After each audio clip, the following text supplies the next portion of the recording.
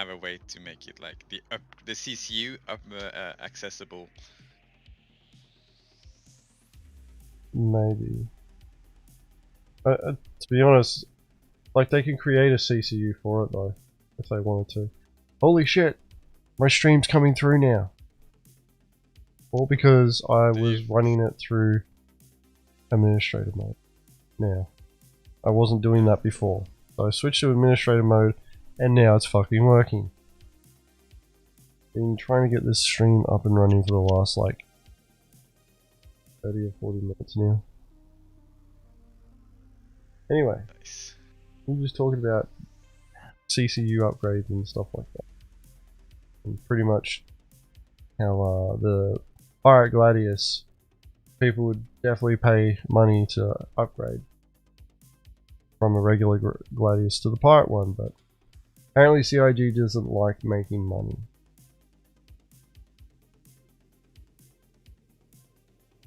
Even though they've hit the best funding, this year's the best funding year in comparison to every other previous year. Yep. I think it's because they released the carrot killer. I think it was the carrot killer's fault.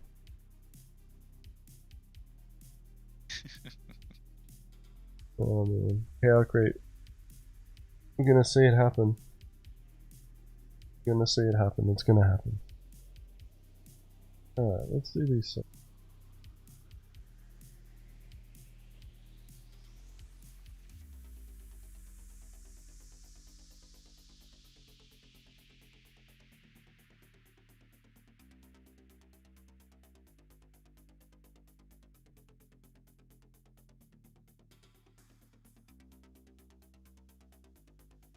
We're playing Blake. How goes it? Not too bad. Not too bad at all. Yeah, Juan, hello and welcome. DJ's always watching. Always watching. Anyone else have the problem where their quantum drive doesn't have power? You have to like manually turn it on your MDFs? Yeah, it happens when you just change quantum drive. Yeah, yep, that's when it happens to me. Every time it happens to me. Maybe because I got stolen components, so that's why it does it. Probably.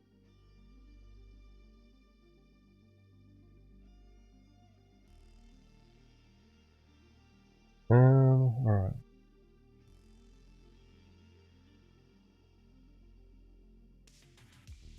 Right.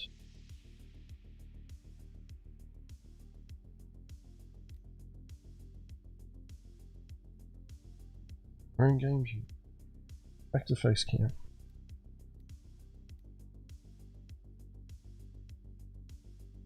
Hey Baron, you're editing Mongrel Squad video. Nice. Alright. Your server only has 20 people on it, Nictal. That's no good. He's gonna jump on an oceanic server. I haven't played in like 5 or 6 days, so I have no idea what the fuck is going on with my account. I can't remember. I think I'd left prison. For some reason my character was woken up naked. I don't know why that is. The last like 5 or 6 days have been a bit of a blur for me though, so yeah. See how we go.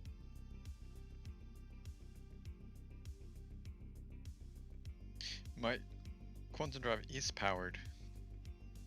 It just doesn't get any power. What's going on there? Evil stuff. Working a new job. And then dollary dues to pay bills.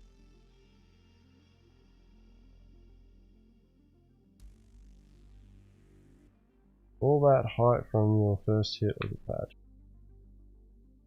If you're talking about Mongrel, or was it Mongrel Onslaught after Bomb, that actually happened in a PTU patch. The first hit for the patch is...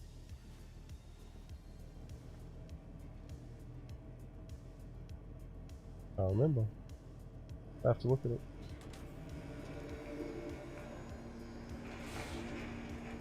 Part of the problem when it comes to doing any sort of piracy in Star Citizen is that it relies on the player base doing activities that we would consider worth pirating. With trade being as fixed as it is, it's not in a great spot for, you know, people to make profit from. Mining, pretty much, if you want to make money from mining, just do Quantanium. There's literally, you can go into the Iron Halo belt and almost never be found. Unless you know some tricks to find people that don't involve exploits.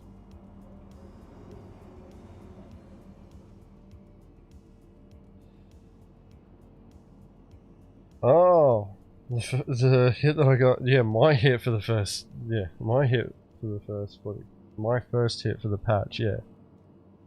And what, we're almost at the end of it now? 316 is going to be in ETF soon, probably in the next week. Like, I can tell you now, part of the reason why is because of, like, Oceanic time zone just, I don't know, doesn't seem to have the types of targets that we're looking for, or that we want to find. I'll wear this one. If it lets me. I guess I'm wearing this one. What am I going to put on here?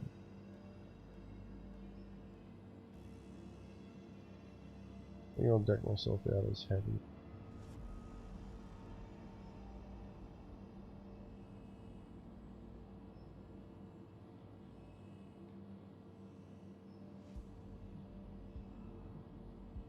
The Mantis, I was happy to use the Warlock. Actually no, I wasn't using the Warlock, I was using a blue. I was just happy that I could do something. I was just happy to hit a target. That's how bad it's been. I'm just glad I got something to fire it. That's the one that I want. I don't want all that. Yeah, those are...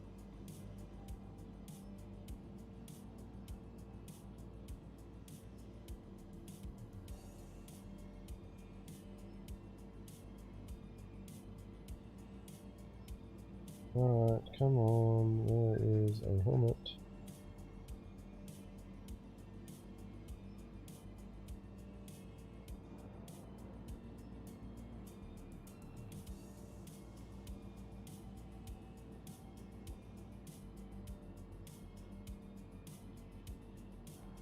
Maybe.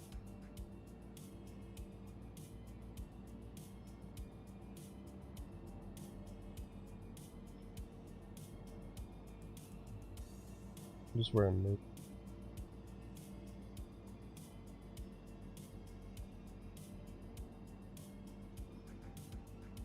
Managed to grab a max, freelancer max. Was that near Illyria? Was that a quant runner?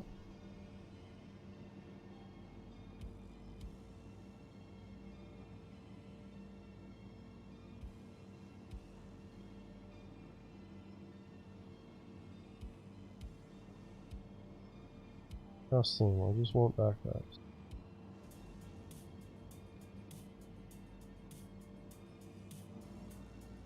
That's the one that I want.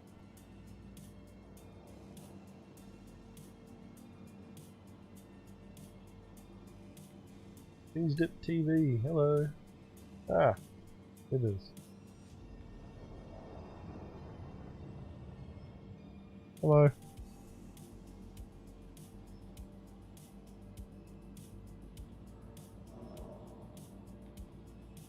New player, ooh.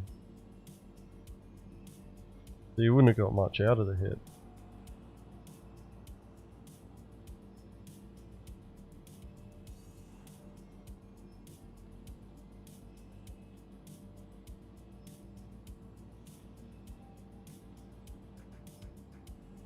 Joining new agents 34 on the server. Oh. I'll join in a little bit. Sounds good. I'm using a C-54. Only got one mag for it. Oh, let's still grab a P4 instead. You got a set of armor and salt. Well, salt's almost guaranteed on most hits. You gotta get a better exchange rate on it though. What we're getting is just not good enough.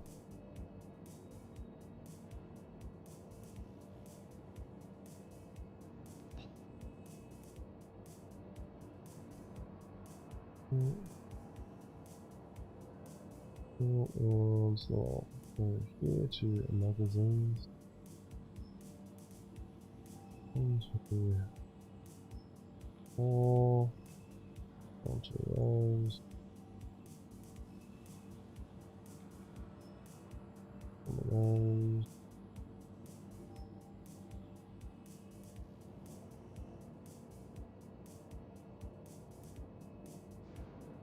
What's this one missing on the weapon itself?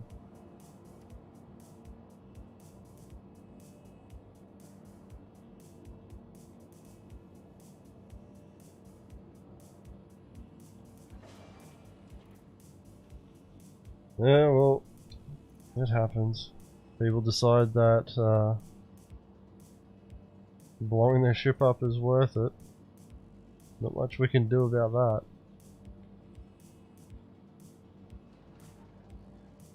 There's only so much education that we...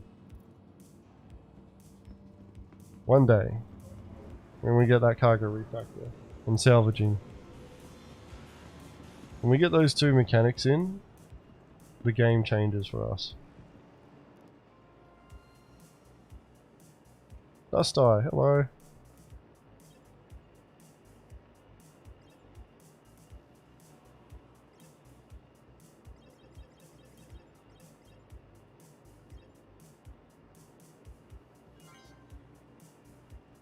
You got the day off, Ace. Have you finished your house yet? Or are you still in the process of rebuilding? What was it last time you were just painting?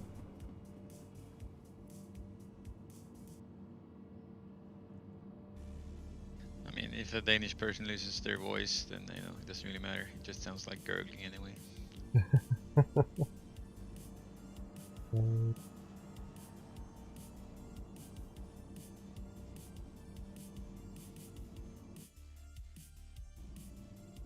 Not. Okay.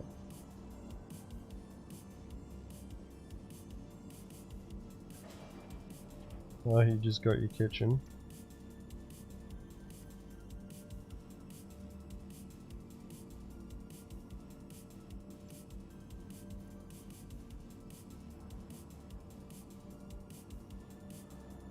I think he's talking to you, Nictalia.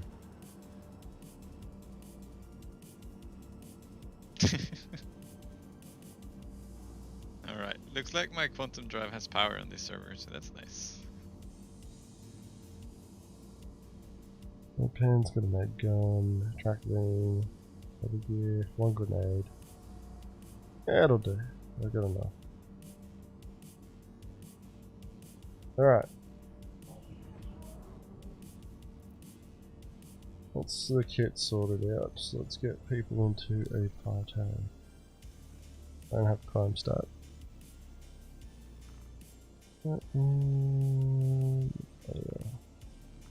That's true.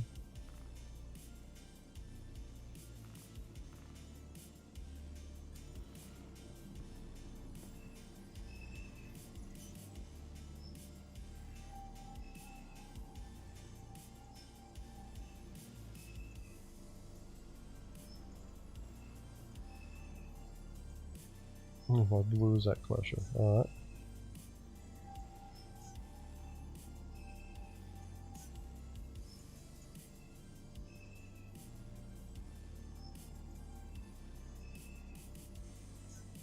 I'll expedite this.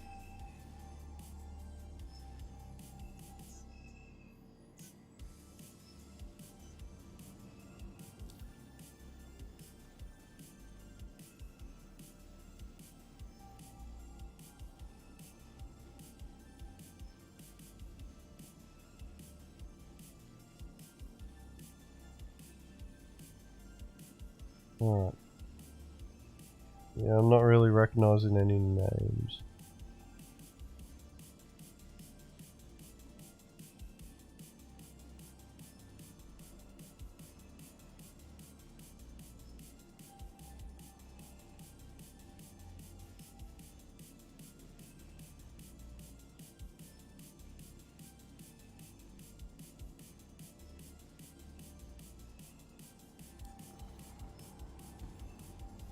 So what I'm going to do, I'm going to jump into a Cutlass Blue, and I'm going to take that out to start scouting for targets. Sometimes on low population servers, so this server is not full yet. Let's see. That.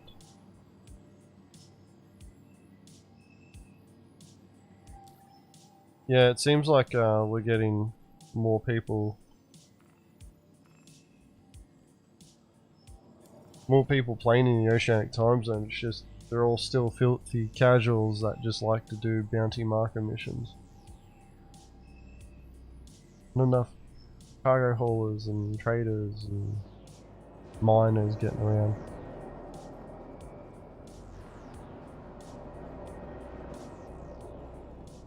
But I'm gonna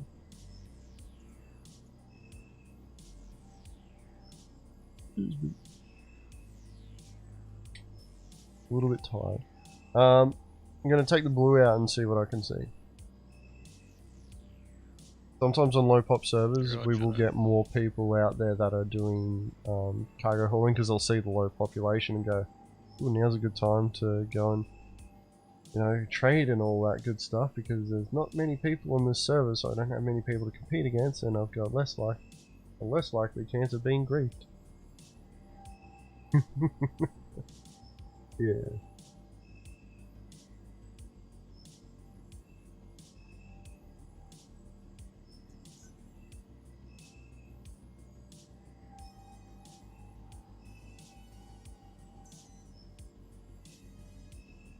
Alright, so we'll see what we can find.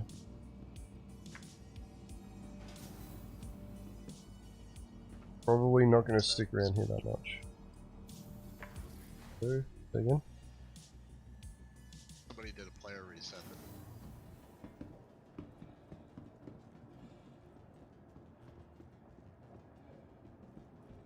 Who did a play reset? Somebody did. They left apps here.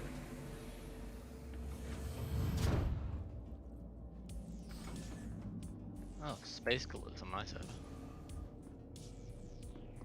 What's Space Cutler doing? Is he... I actually saw Space Cutler. I saw on one of his streams. He was fucking Quantanium mining. Yeah, he's just at Grimhex currently. Is he? I see him Quantanium mining. I'm gonna go fucking pirate him. He's in an Aries. Right, he's probably just grinding out missions.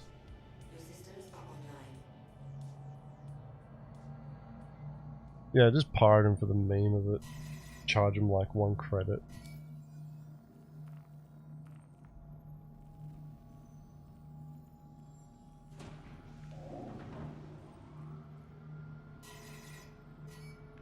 What do we got? That's Natalia. Fine.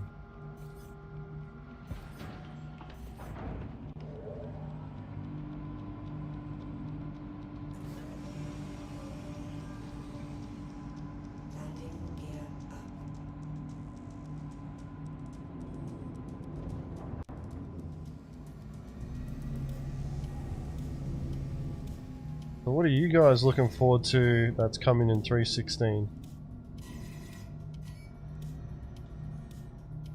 What's left? It's been butchered, hasn't it? I was about to say, other than the number iteration, there's not really much left to really look forward to, but...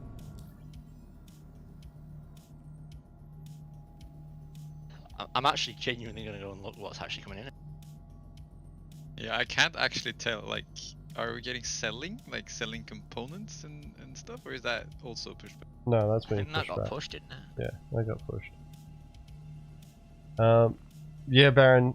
So, who was it? Fucking, I've actually watched the video of it. Space Cutler wasn't streaming at the time, but he was doing beacon missions, and Cobra Force had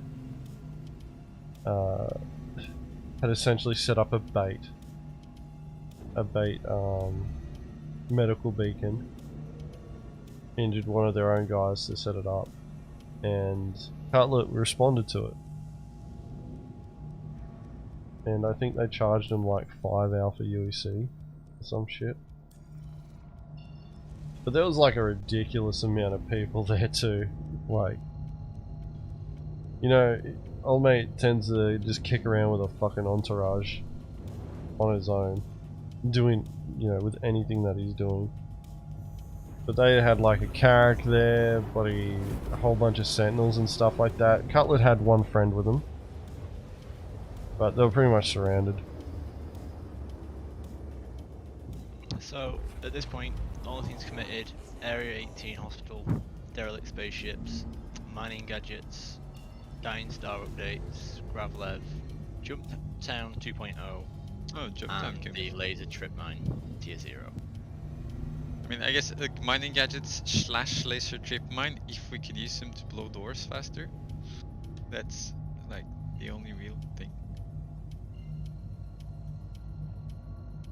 Yeah, Jump Town I suppose is the only one I can really say I'm looking forward to.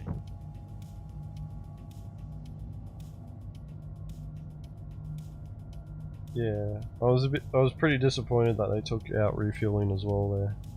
But, oh, niggers.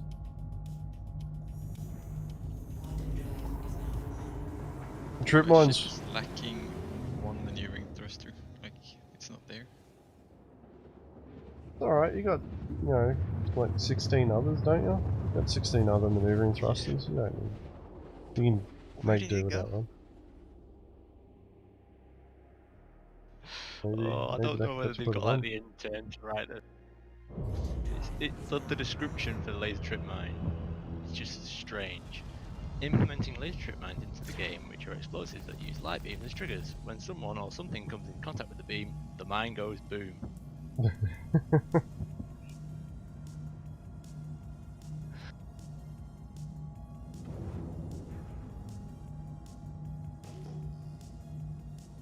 Well, the Starfare, like, refueling is actually a lot more important to us than what people realize, especially now that we can't refuel. Like, if you've got a crime stat and you're on the other side of Stanton, you can't refuel anywhere if you have a crime stat other than Grim Hex. And if you're paying attention to how much quantum fuel most fighters have, if you jump anywhere out of Crusader to any of the other places, it's a one-way trip. Unless you have somebody that decides to, you know, like, give you a lift back. Max Mueller. That's exactly what we did. Reefing, re-pirating isn't even the game yet, Did you get lost on your way to Spectrum or something? It's Miller. Max Miller. Yeah. No, I think it's interesting though. Like, I think that's how they will kind of balance piracy. You Yeah. have a lot less options, but you have to bring your own refueling ship. You have to bring your own rearming. You know, you have to bring all that shit. So for orcs like Mongrel Squad, which are able to organize things, then it's gonna be great fun. Yeah. Don't mind me either, Max. I'm just taking the piss. Yeah, like that's the thing though, and I've said it all along when it's come to piracy and logistics. Like, logistics will make or break piracy. Because if we can't keep ourselves going to do piracy, then we can't keep ourselves, like, we can't do piracy at all. And we end up in this feedback loop, like, where we have to do piracy to sustain ourselves, but if we don't have all the resources we need to be able to do piracy, we can't do piracy. For, like, resource management is going to be a huge thing for us.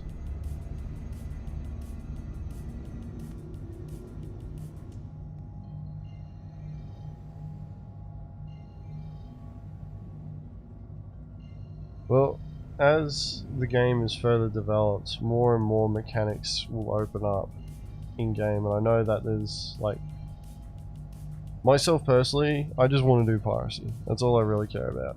But I know other people in the org want to do other professions too. So it does open itself up where if we do need certain things done, I know that there are other people in the org that will be willing to do them. But my mindset has always been, when it comes to any sort of logistics, is that we'll have a certain level of internal logistics, and then we'll look at outsourcing to other people.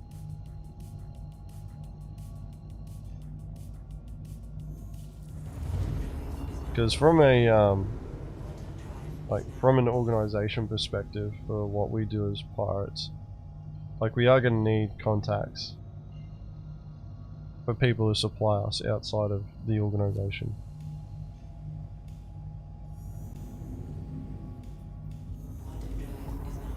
Mantis is good fun.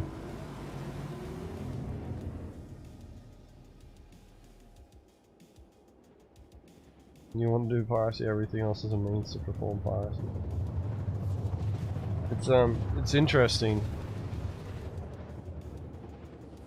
One of the things that I've been doing a little bit between work at the moment, when I've got the energy, is been listing out the skills and knowledge requirements for what we do as pirates. And this is to do with this is to do with how we train people, and like, skill and knowledge points that people need to know.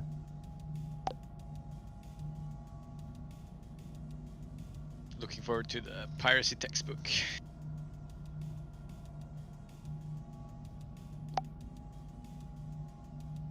We technically already have one, McDahlia. You should have access to it. Yeah. Yeah, I've read it. That's just a pamphlet compared to what you're describing. Well, the first step, essentially, the next step, for what we do as pirates, there's a lot of knowledge required. Like, a lot. And it's one of the reasons why we don't take brand new people into the org, like people who've just started playing Star Citizen, because it's like, you need to learn how to play, do basics in Star Citizen first before you even attempt to do some of the stuff that we're doing. Because there's a level of assumed knowledge that we expect of people to have by the time that they're looking at doing piracy. And part of the reason is that we don't have the time to invest in people where we're teaching you how to fly, how to call up the ATC, where to go to buy certain things, where to go to come up with builds for combat, and then teaching you how to fight, and all that sort of stuff. So if we get people who are green enough that show up, we'll normally tell them to go away. Go away, play the game for a month or so, come back, and we'll do another interview, have another chat, see how you go from there. Also, it's one of the many shit filters as well. It's like, if you really want to be a pirate and you want to do what we're doing, then you go away and do it, because you understand that there's a method to our madness. But one of the things that I was mentioning earlier is like listing out all the skills and that. And part of the reason why is because it's becoming clearer and clearer that as more mechanics and skills, as more mechanics are added, more skills become more important. And we need a method of being able to like break down what those skills actually are, and work out ways of being able to like be hyper focused on certain areas of developing those skills for our members that join us. So, like, and these skills and knowledge points, go into like how EMP works, how QED works, not only like the use of it, but the data and statistics for those, items. So, knowing that a warlock's effective range for EMP, the minimum effective range is 250 meters, and then after that it tapers off to 750, where it diminishes in effectiveness over from 250 to 750. Hmm.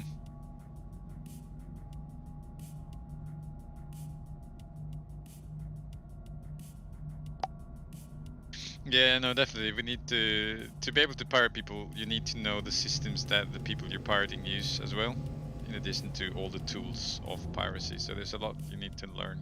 Instead of, if you're just gonna mining, you just gotta know how to mine. Well, yeah. Well, the thing is that once you mine one rock, you can mine 1,000. Like, that's how simple the mechanics are. Whereas when it comes to piracy, like, there's different ways of pirating targets. And even then, knowing the different, like, having experience pirating people in different ways doesn't mean every single hit goes the same way.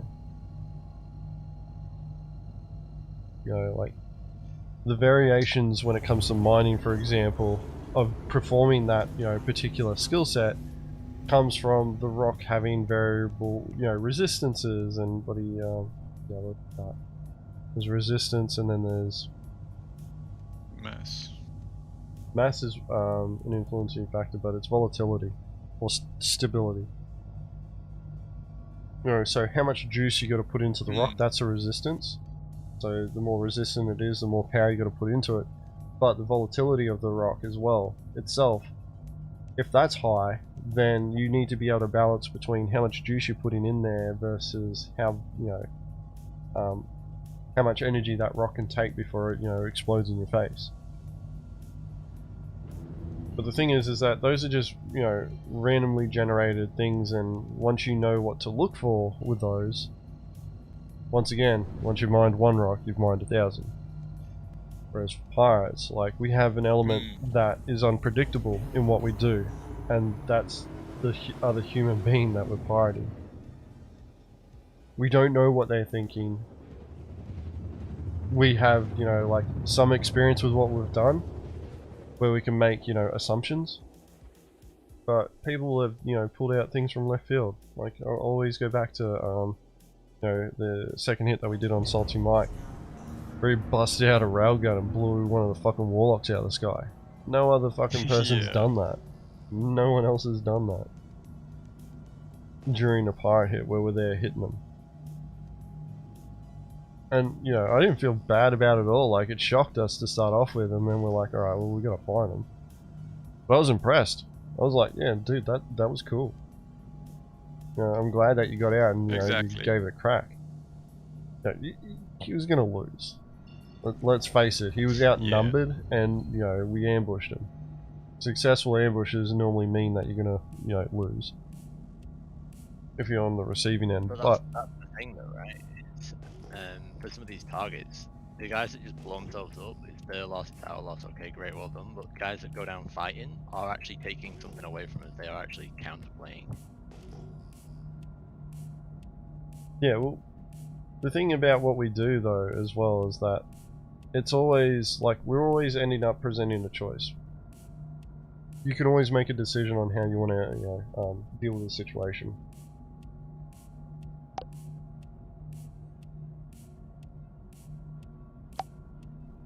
Man, my throat is starting to get sore.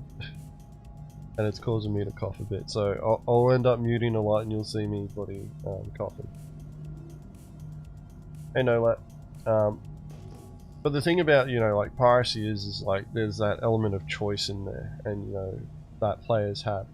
Even when we get cargo refactor and we don't need to, extort or ransom, players still can make the choice to fight back or, give up or whatever.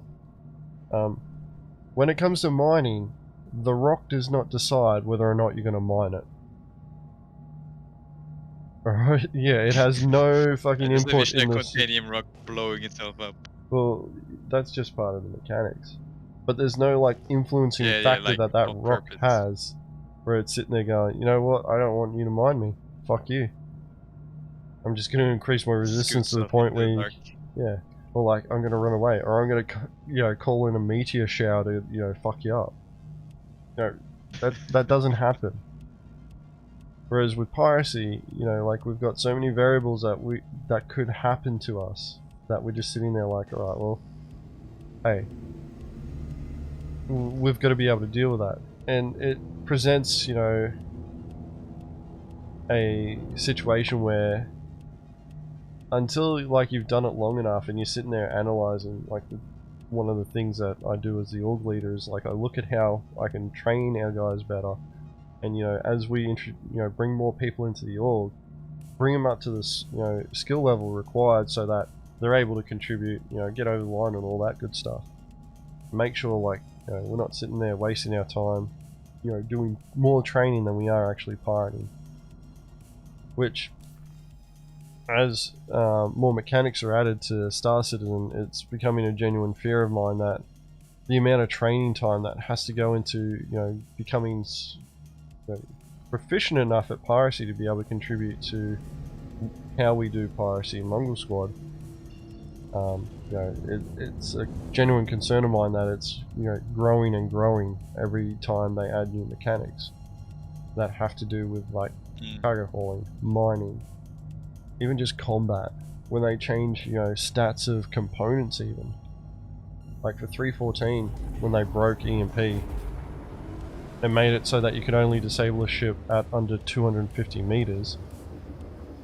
When they did that, we had to change how we did EMP suppression. We had to add an extra ship to compensate for the time changes that they made. And then we had to, you know, like, refine how we did EMPs so that it was more systematic, more predictable, and increased our chances of getting successful EMP strikes, because the situation that we're dealing with was like dropping an EMP within 250 meters of a target that may be moving over 500 meters a second means that you're dealing with a level of desync where you see the ship compared to where you need to drop the EMP is like, you know, up to 500 meters in difference. And when your disabling range of the Warlock is only 250 meters or less, you know, like, just winging it doesn't really cut it anymore. Like, you have to come up with a system that has, you know, some level of thought and process behind it, with the mentality that it's going to compensate for the problem that you're going to have, or the problem that you're dealing with.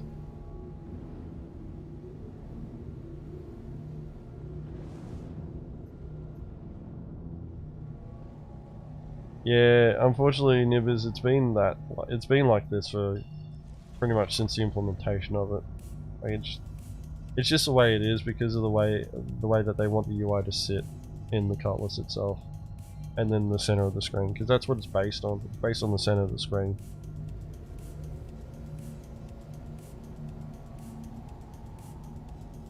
Well, yeah, and just touching on the point that Ace made, like, as pirates, we need to know how mining and trade works as well, and you know how cargo hauling works, because it helps us find them. It helps us get into their mindset of, you know, like how they're operating, so that we go, alright, well, if I was going to go out and do mining, what would I be looking for as a miner, you know, high profit? Well, I'd be looking for this. Where do I find that? As a pirate, and then I go to those locations, and lo and behold, I'll normally find those people. No, right now I'm kicking around PO. There's no one here. If cargo hauling was working better and if we even had just the scrap trade working out of PO, we'd see people coming in here by the buttload. Because getting scrap is really easy to do.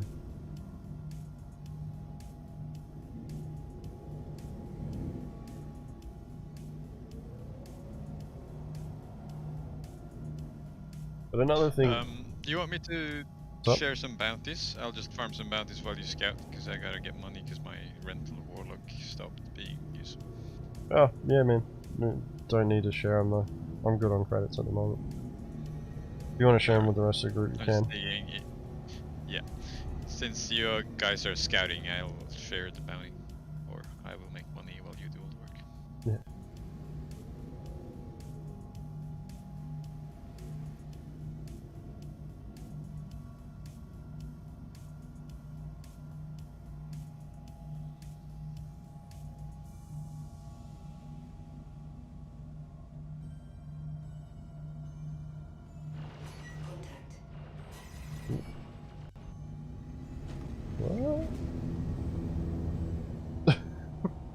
Okay.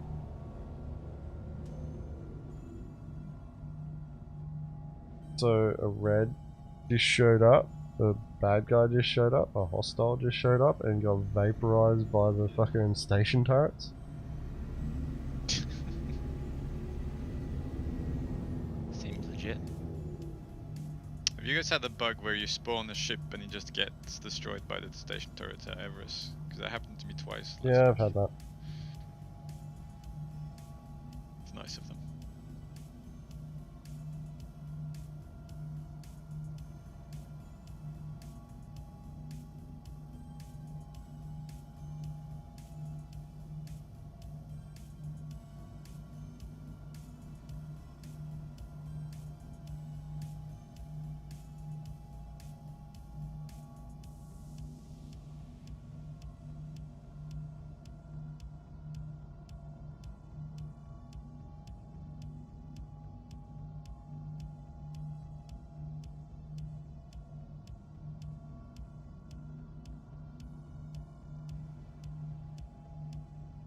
Is it 50% health for the NPC ships versus player ships? I honestly don't know. I just know that weak as piss. I normally am using an iron anyway, so it's like I'm destroying them from 2 kilometers away. Yeah. I'm just thinking now that like I'm doing Valkyries and shit, so I'm just wondering how much more would I have to whip a real player?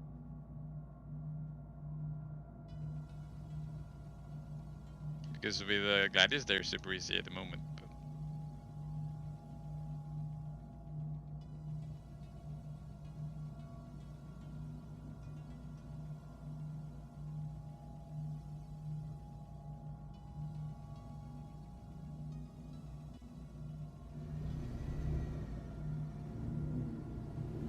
Yeah, what was it? There's a point where you need a larger ship to do the damage. But it also depends on how quickly you want to like crack them out as well. yeah, probably the Hammerhead. Valkyrie even, like the Valkyrie still takes a long time to kill too. Like the thing is like you can kill them with those, you know, fighters and that. It just takes longer. Yeah, that's true. Alright. I'm going to. The difference isn't that big. Credit is like what 10,000 to 12,000 or something. Yeah, something like that. 7,005 to 11,000.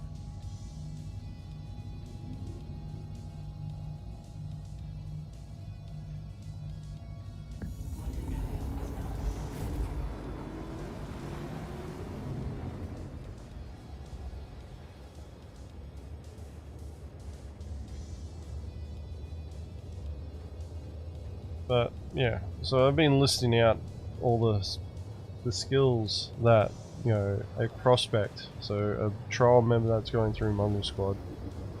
I've been listing all those out into flowcharts to essentially work out, alright, you know, and compartmentalizing skill sets as well, and breaking them down so that, you know, like, this is what we teach with EMP, you know, like the statistics, the data for it, you know, how you actually use it, how it works when you're using it within a raider team, you know, how to do EMP suppression, how to do an EMP strafing run,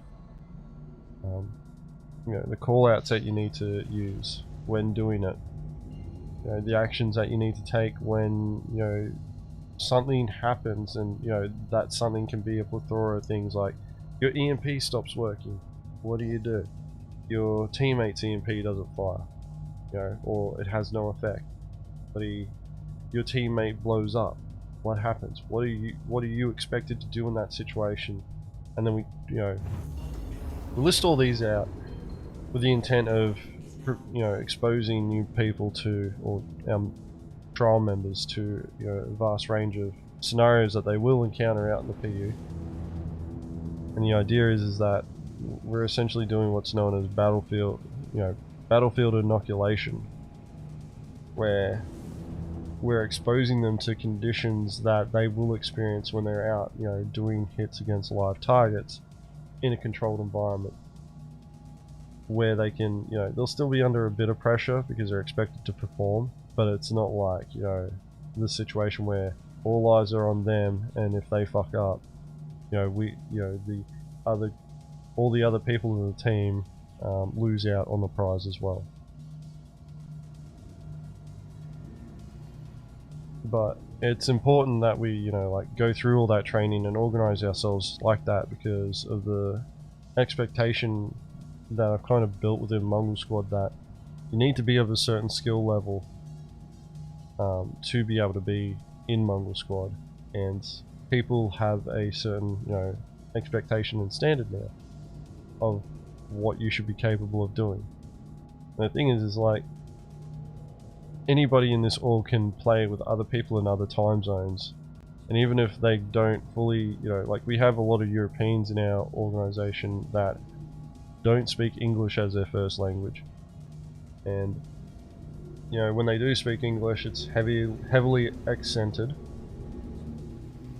You know, there's some really What thick do you mean? some really thick English accents that are really hard to understand. And then, you know, like there's the other like end of the spectrum where, you know, like the non-native English speakers have trouble understanding, you know, native English speakers. But through the training that we've, you know, essentially created and teach in Mongrel Squad, you can put people from different time zones that may not be able to fully understand each other in, you know, like a generic conversation, but you put them together in a team to pirate a target, and it just works. And part of the reason behind that is, you know, the training standards that we've set, and you know, we've been able to keep them consistent across all time zones.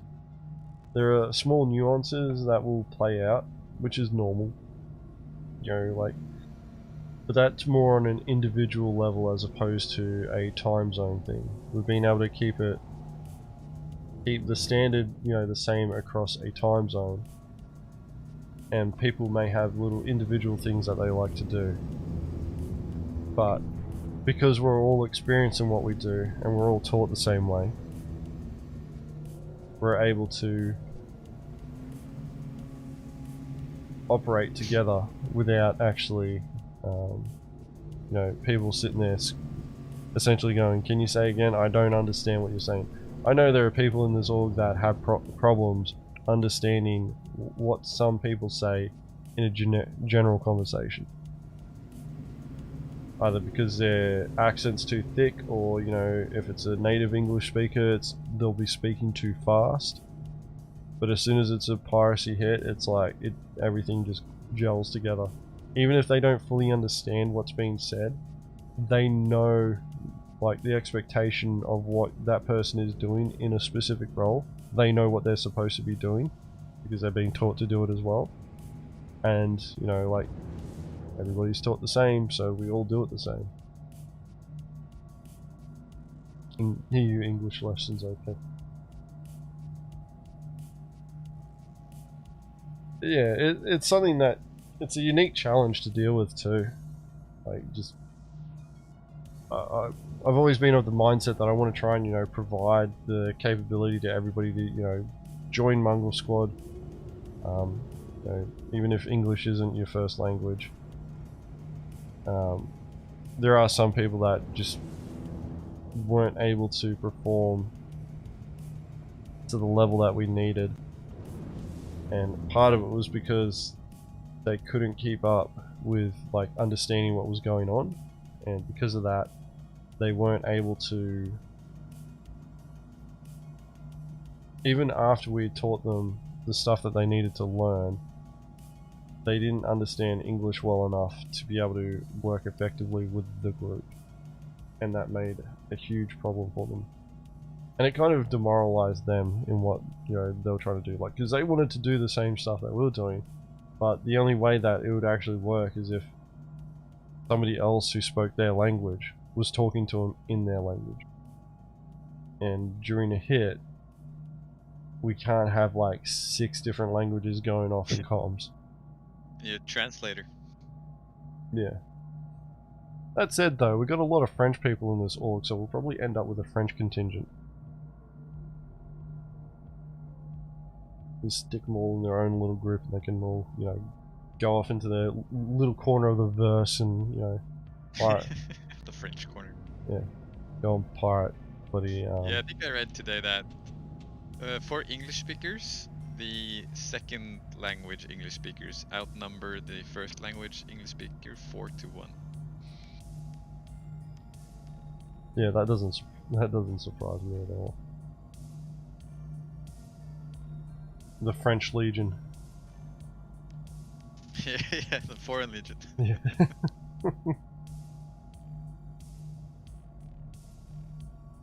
Telnicht Waffen Menahan Nachnorsk. I don't even know if I said That's that pretty right. good actually. That's pretty good. It means what the fuck do you mean speak Norwegian? Norsk, Norwegian. Alright. Okay.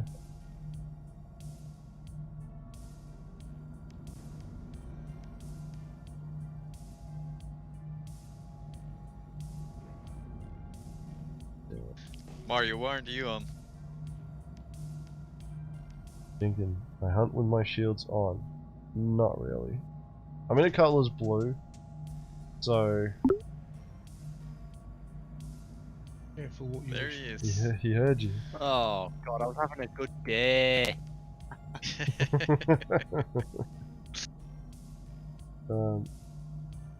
Normally I don't hunt with shields on. Normally I'll keep them off. To be honest, I'm just leaving them on for now because no particular reason other than Yeah, even I've forgotten God to turn them can off. turn them off. Yeah, Mr. Stealth there. that's the main reason Right. why. I'll just leave again, sorry. Get back in your boat.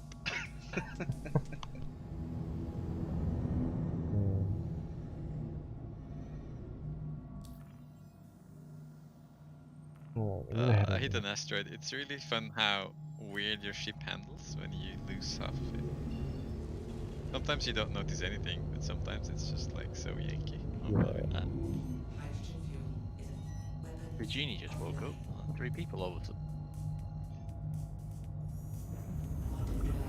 Arca 1 is the place to be. I don't know, Ace. I think it depends on the time of day. Although we're probably getting close to that time.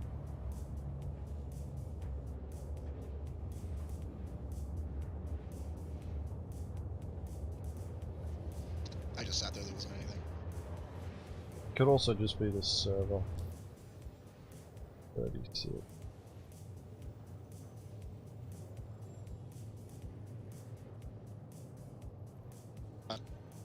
Say nothing will show up, but it wasn't.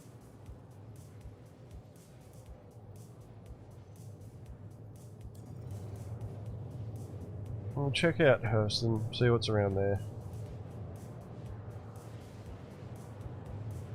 If I had a prospect, I would probably consider just doing bloody slurping ops. Just go out and find miners and then just wait until they crack the rock and then just steal all their shit. It's so annoying. There's nothing you can do against it. Well, they can try and do something against it, and they end up with a crime stat, and then we just fucking laser the guy and send him to fucking pleasure. It's brilliant. It's so broken. It's like, you know, we can tell, like we've told CIG this, and they're just like, well, you know, we'll deal with it eventually. Well, how can you deal with it? Like, what's your idea that like you lay a claim on a rock and then if somebody slurps it, they get a crime stat? Is that it? Potentially, that's one way that you could deal with it. I'd say like, it's going to come down to the reputation, really. And I think, yeah, Yeah. putting claims down on like a rock itself. Honestly, I think there should be like a mining permit. Like right now, everybody's just allowed to go anywhere and mine anything. I think there should be like mining permits that you have to buy. If you want to mine on Lyria, you gotta get a permit. Because, you know, like ArcCorp, that's ArcCorp's moon. Like, why are you going out mining their shit? ArcCorp was where, you know, the enterprising corporation that it is, it would be charging you to for the privilege to mine on their moons. Mm. But wouldn't that you have the same problem with just both people get the mining permit?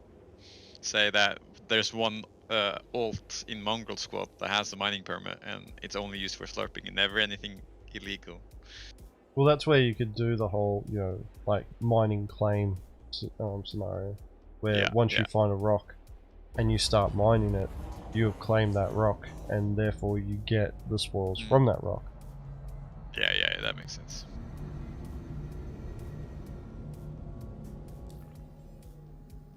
I love it when your landing gear is just like, it's just the... Just the foot, just out in the middle of nothing, held together by hopes and dreams. Bye, Nictalia. Welcome Yeah, back. what happened to me there? I don't know. My game crashed so hard that I got disconnected from Guilded. Like, Guilded didn't close or anything, it just took me out and then straight into the chat again. I've had crazy stuff happen to me in Gilded. It's been a while since it did, so I think it was just an update that Gilded had for me.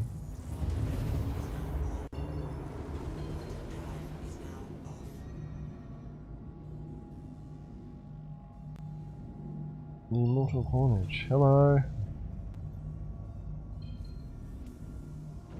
But yeah, like, I think miners have it too easy in the game at the moment when it comes to like mechanics. Like, there's no limitations, no restrictions on anything that, you know, that's put on them. No worries, Baron. Enjoy your dinner, mate. Wow. Michael Japson in a Aries Iron. Michael Japson. Is that okay? I have okay, there's only the iron here.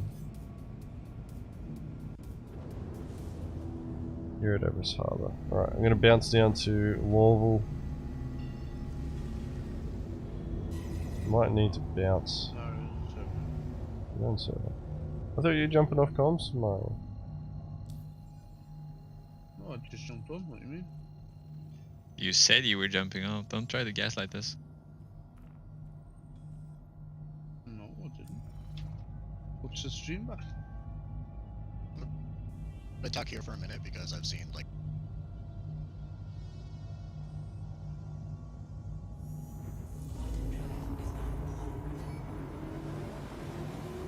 He's got done while clearing a very long crime stat by a player in an undersuit. You didn't even hear his footsteps. Yeah, that doesn't surprise me. Like, clearing a crime stat is too risky now. Even if players weren't showing up, the NPCs just keep respawning.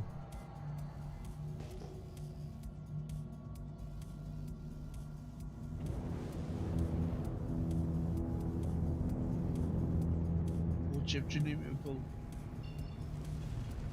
pull? Is your warlock still blessed? Or Yeah, of course it is. is it bloody caught up with, or has the curse caught up with it yet? No, ever since I started properly doing the stealth work runes, I've only blown up once, so yeah, it's still very, very good. Yeah, well, jump in your warlock Jump on then. it. Yeah, Yeah. take your blessed warlock out. I'm pretty sure there's nothing here at Lorville. That's just the ships at the. That's the little Argo that's out the front of the hospital. Oh no, wait, that's a player ship. Fucking Reliant.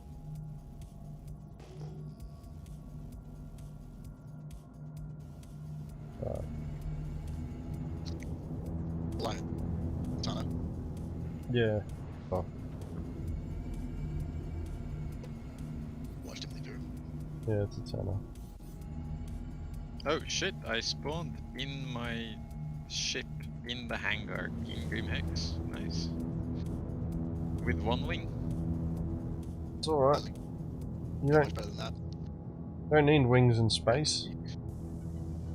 That's also true. I can't repair it either. That's nice. Try store it and pull it out here and repair. I'm gonna try to take off and then get a new pet first. That might also work.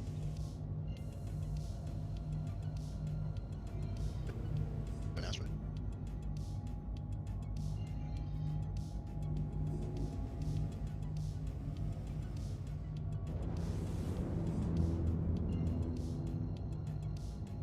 On the suit and helmet hasn't blown up. Yeah, I thought that was a problem too until I did that, and it did blow up on me eventually.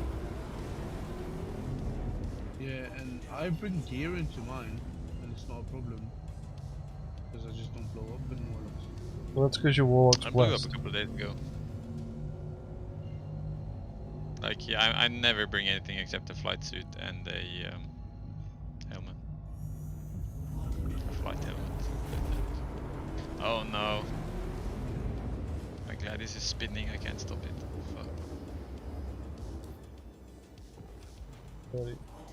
Server pops dropped.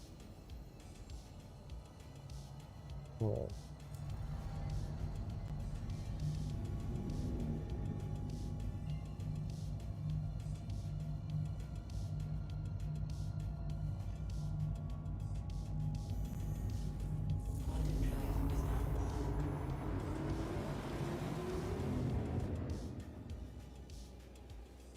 Right now we're just scouting for targets. Usual places. The server's not looking very cargo hauling or mining orientated.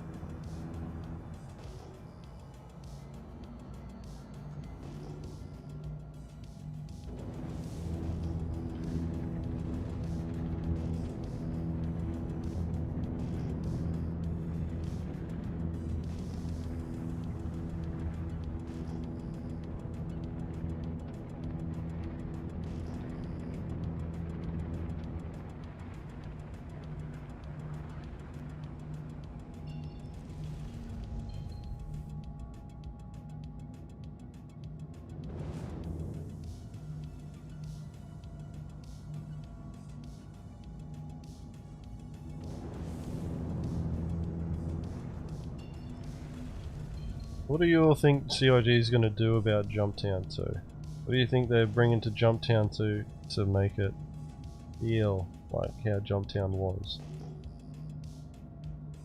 Actually, the better question is like, were you guys playing when the original Jumptown happened? Nope.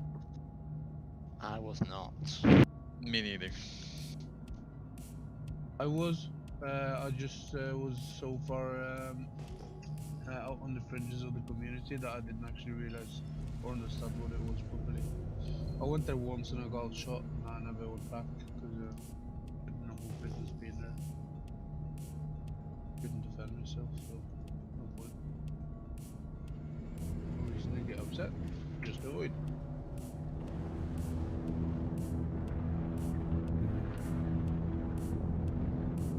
Darkin, thinking? You're gonna fuck it up like they did with the last event.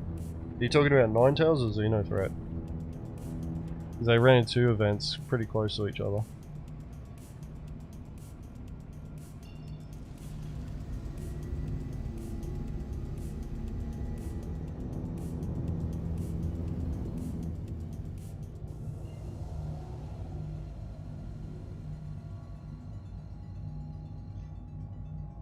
Ninetales, yeah.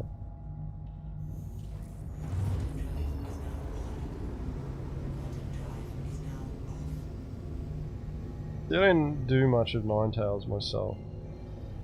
Little bits that I did do of it, I don't know, like, it just didn't interest me in the first place. That was my first problem with it. Like I didn't feel incentivized enough to want to go there and, you know, do something for the Ninetales, other than just to go in there and fight. And it's like, well, I guess that's okay, but a lot of the players are just so bad at combat that you're just there and you're like, this is painful. It just ends up being a painful scenario. But with Jumptown 2.0, you couldn't even trade the stuff that the station wanted. Well, that's the thing, is that it's not that they wanted you to do trade with medical. Apparently there was derelicts that you were supposed to go to that had the medical supplies in it, grab those and then take it to the station. But it's not communicated well enough that people understood that that was the thing that they were supposed to do.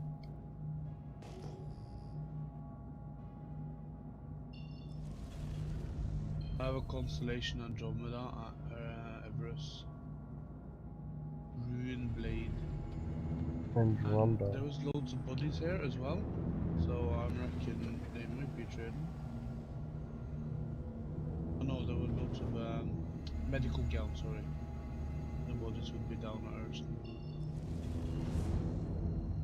We'll have to see.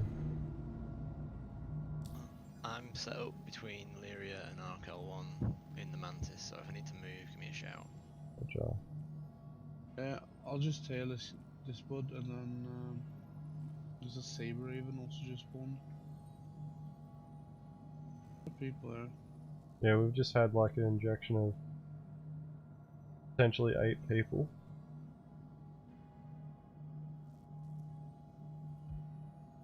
Bottom. Bullets.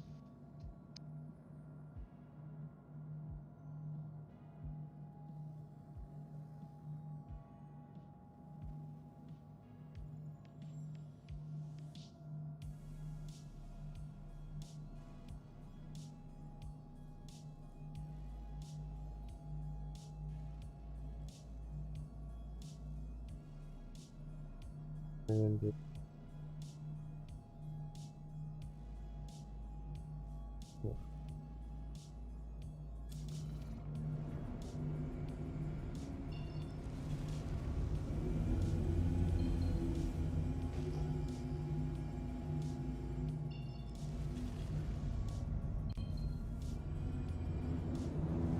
yeah, that's just it, Jenkins. Jenkins, sorry. Not a lot of people did. It wasn't explained well enough in the briefs. I didn't know. I literally went and bought medical supplies and then I crashed my ship on the way there. That's what a lot of people thought you were supposed to do. They were like, "Oh, we buy the medical supplies and then we take it there and we, you know, sell it for a mint." Does that make sense? Exactly. They say we need medical supplies. Here I got plenty. That's just it. It shouldn't matter where you get it from, as long as you got it. But yeah, CIG actually wanted it to be delivered from ships. That was specific to the mission. I don't know if that was like a technical limitation or something like that. It might have been, but that's what they wanted. But the thing... And there's a freelancer here, freelancer Max, and then Andromeda. Ooh. Both are in the box. Alright. Well, let us know if they head towards Ariel.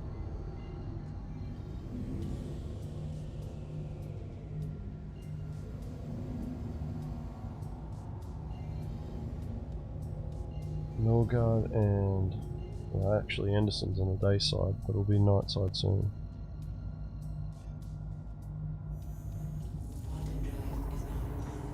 Oh my god. What's the key to high global again? You missed the perfect opportunity to tell him alt in third person. Tony! How's it going, man?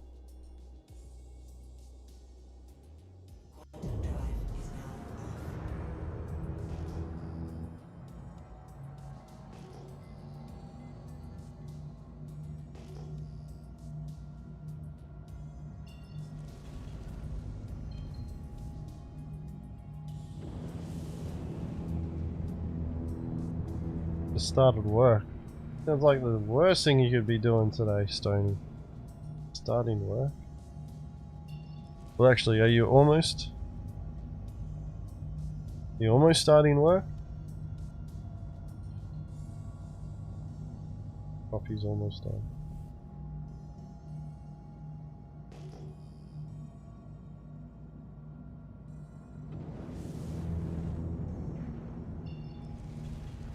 Yeah, we're just starting to talk about Jumptown 2.0.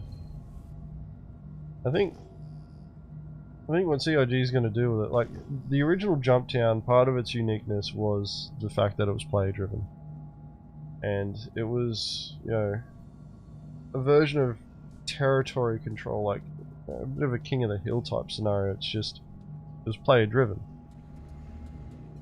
You know, the phrase "is Jumptown safe" came about because of the way that the economy worked back then, where the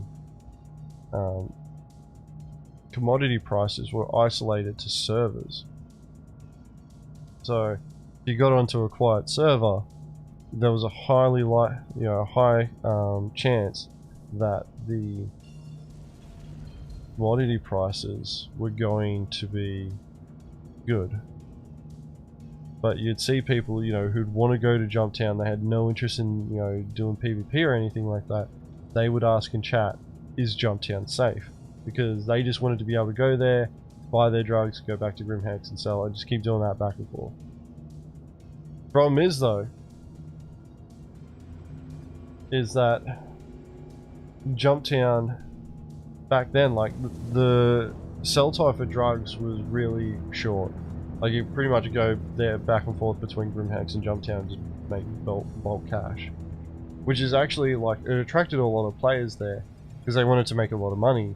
And then you had all the players that wanted to go kill things all got attracted to go into there as well, because there was a lot of players there who wanted to make money.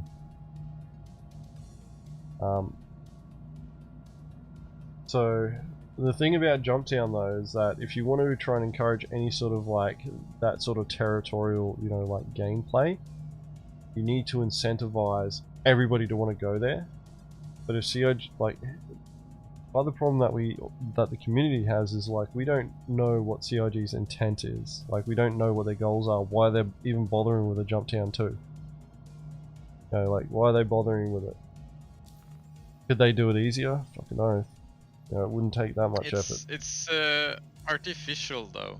So as I understand the new Jumptown, it's basically there's an alert that's like Jumptown is active, and then the actual buildings will just it will just fall boxes of drugs out of it, and people can take them for free or something. I don't remember.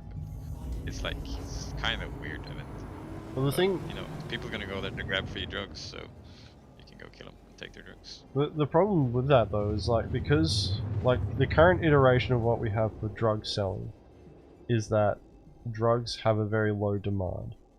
There's a lot of supply with low demand, so that's why people are so upset about fucking the drug trade pretty much being non-existent, because they have to sit there for 2 days trying to sell. Because everybody else is sitting there spamming the fucking sell button too.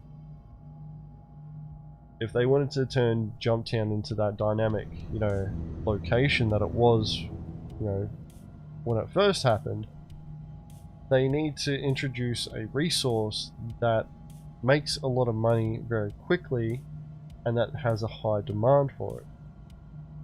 And what happens is all the players that want to make money get attracted to it, and they all go flocking there. And because all the players go flocking there to make lots of money, all the PvPers, you know, see that and go, there's people over there to kill, I'm going to go over there and do that. You know, and find the gameplay that I'm looking for again. And get into, you know, those large scale PvP battles that they're hoping to get into. And then there's other aspects as well, like locking down Jumptown, you know, controlling the resources going in and out, making money off of it in an organised fashion. But at the end of the day, like, they don't need to call it Jumptown 2, like as Toxic's pointing out here. Future trade hub events, like, there is little difference between what you do at Jumptown and, for example, what you do for a gold rush. Yeah, it's the same thing. Yeah. Except it's more criminal, I guess, because you ate drugs and no armistice and all that. What you want Jumptown to be, and part of the problem is like when we got Jumptown, there was nothing like it before it. So we had this really good experience, and I'm going to tell you now, doesn't matter what else they do afterwards, to get that same feeling is going to be a lot harder. It's possible, but harder. Hey, Murray, did you see where those guys went? Did they leave, or...?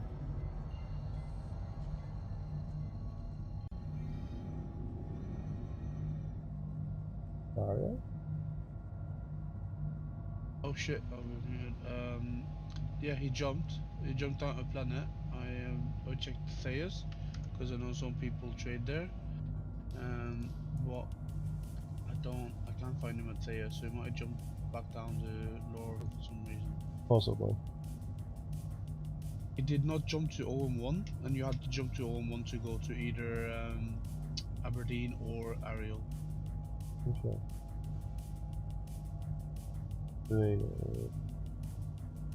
The max was still on pad when I left him, so I'm gonna go back there now.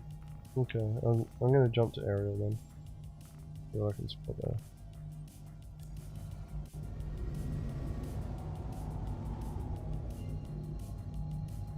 Yeah, the Hill Horror Mask event was, you know, a primer as well. Like, the thing is like, the players who enjoyed Jumptown the most are the ones who are looking for those types of encounters. The ones who, you know, are pretty indifferent to Jumptown, which, believe it or not, is actually the majority of the player base. Those who are indifferent to Jumptown, they're not that concerned about it, you know, being a dynamic or static event, or, you know, like pre-planned, whatever. They're not that concerned about it. It's mainly the ones who, you know, enjoyed Jumptown the way that it was. They're the ones that are sitting there going, you know, it has to be player driven, and, you know, you can't control it and all that sort of stuff. Well, the thing is that it can be controlled, it can be influenced by, you know, game masters. It's how they control and how they influence it that matters. Because if they, you know, try to be too controlling with it, then they break the dynamics of the event itself. Like, it realistically is just a simple thing. And, you know, like, it is kind of like the Titanium Rush that we had. No, not Titanium Rush, the Laranite Rush that we had back in 3.9. But the problem with the Laranite Rush in 3.9 was that you had two locations to go to. And it was really hard to cover that ground. But the other reason was that the prices were global, or are global. One of the things that killed Jumptown was the implementation of the global commodity prices. Once all the servers were unified on their commodity tables, like, it didn't matter which server you went to. If you know, Widow cost, you know, 120 Alpha UEC per unit on one server, it costs the exact same amount on every other server that you jumped onto. It didn't matter.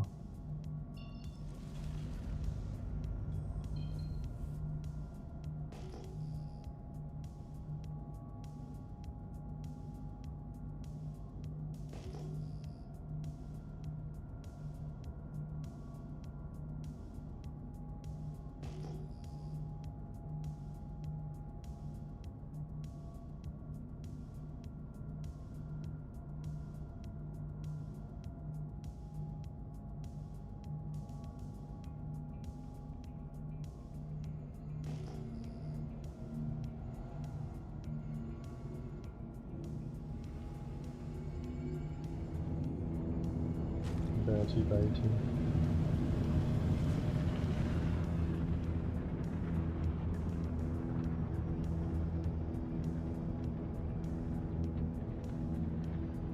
Yeah, but here's the problem that we're going to experience with Jumptown. If they try and, follow the same, rules to the T that we experienced with the first Jumptown, but don't take into account the additions that made Jumptown unique. Because, like, as I mentioned before, part of the reason why Jumptown worked in the first place was that the prices were, tied to a server, as opposed to global like we experience now. They try and use the drug trade again as a means of being able to encourage players to buy, like drugs in bulk and go sell them based on the current economy model, then what people are going to do is they're all going to group up. The ones who don't want to fight, they'll group up together and they'll jump on servers and max it out. And they'll just make bulk cash, doing runs. Because they're all cooperating and, holding hands and laughing and hugging and all that. But, like, if you want to, like, get Jumptown to be, Jumptown 2.0 to be as close to what we had before, then Jumptown has to be able to run independently on the server that it's on. If you can make Jumptown 2 independent to the server that it's on, you will end up in a situation where players will naturally gravitate towards it. Because you've got FOMO happening, people don't want to miss out, but if they can do the same event at the same time on any server, then fear of missing out is a lot less. If you make it unique to a server, then people will be hopping servers to find out, hey, is Jumptown on? Is Jumptown on the server? Yes or no? If it is on, they're going to go there, and you know that they're going to go there because they're seeking it out.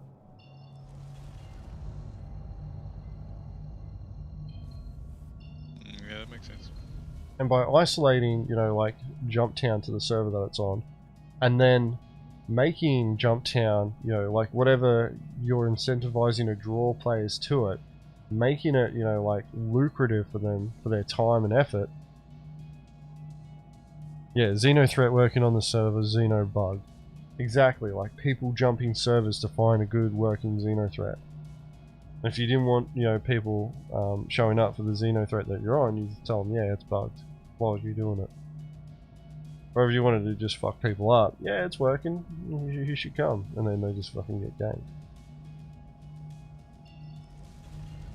But that's the thing, and hopefully CIG notices, those nuances there. Because if they don't, Jumptown isn't going to be that great. Could be wrong. Ooh, I got a signal at, hold up, Bez deck on aerial. Trying to get a scan on it. Is it the max? Possibly. Over. Yeah, it's a Connie. Oh, it's Taurus. Connie. Oh, that's not the same one. Oh shit, I think he's already taken off. Yeah, he's already taken off. Probably going back. Bondi. Got 27 SU of Laranite, but he's not full yet. Not going to hit him yet. I think he might go for the other outpost. Down high.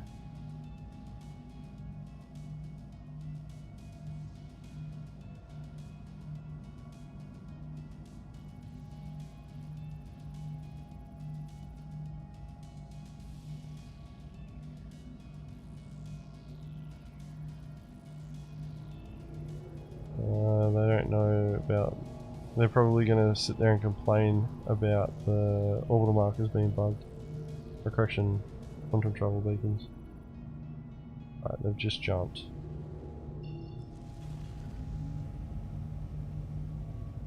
Alright, they definitely lined up for Lathan. Up to Lathan now. Yeah. Just watch out when you come in, you might drop in on Yeah, top I'll of give them. it a little minute actually.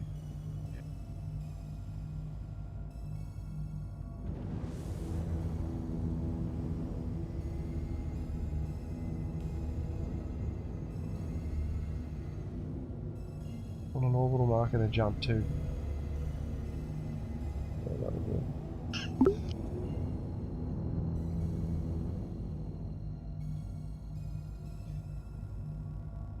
85k worth of cargo. Alright.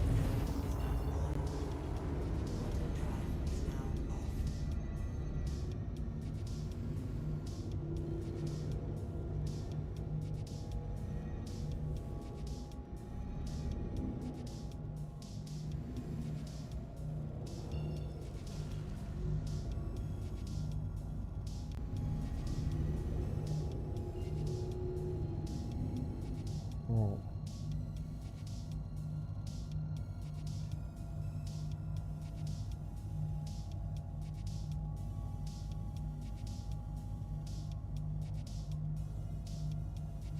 Yeah, he's there. Nice. Alright. I'm gonna jump there as well.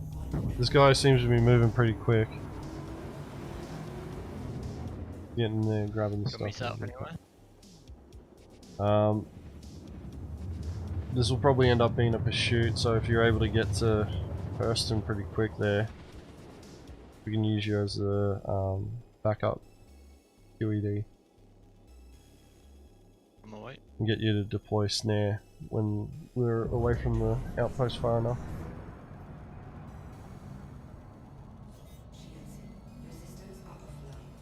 Pilot still in seats.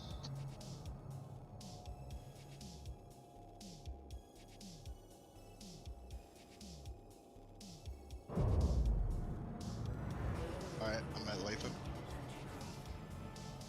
We're at Lathan as well. Lock.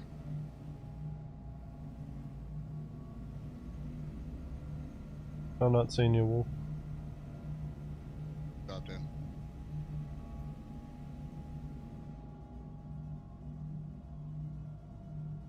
He's not moving, or he's still in seats, so careful moving in too close. Don't target lock him.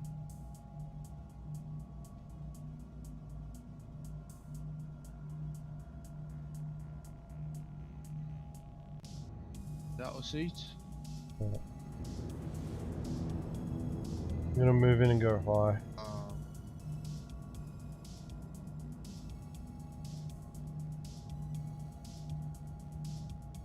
I'm gonna try and move in and go low. You want us to go hot right away, or wait till he's back on? Wait until he's back in the seat. We'll go in hot. Read the difficulty in the worlds. It will, so make sure you get your MFDs ready and working, and then we'll just wait for agents to call back in seat so we can go up. Because you're not gonna be able to when if you see him in seats and then having to deal with the MFDs.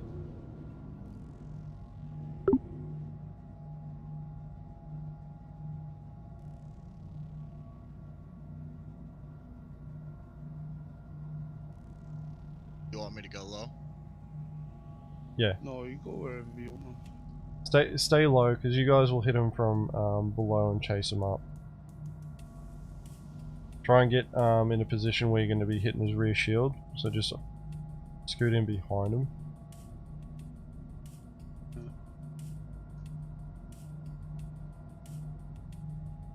So, Kestrel isn't here yet in the Mantis, but the reason why we're not setting a snare up for Hurston is, one, we're not 100% sure if this guy will go to Hurston. That's a likely location, but back in seat, go hot. Back in seats.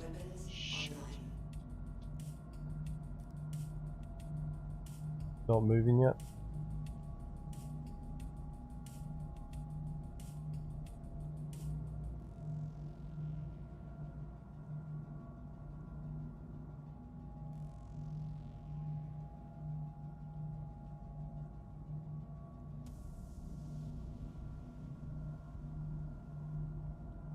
Target lock me. Cause I went hot. Right. Lost me. He might be cycling through. He's out of the chair. He went out of seat again. He might be going for a Might be bed log. logging. Gonna scan.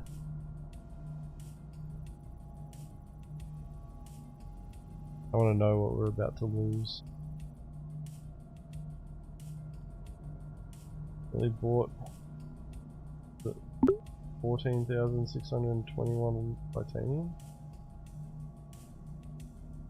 They filled up the rest on titanium? Laranite, 2.2700.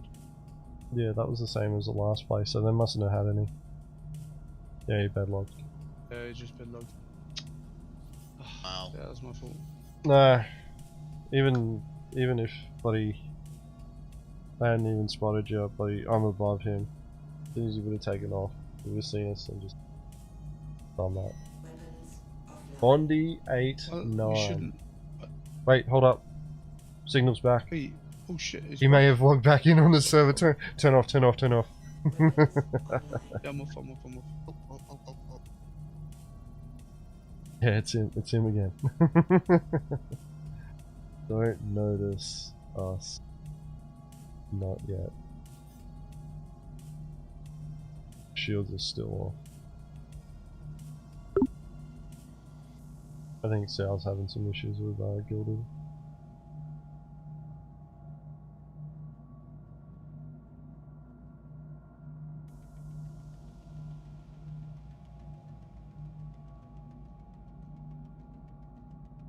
I'm definitely within detection range.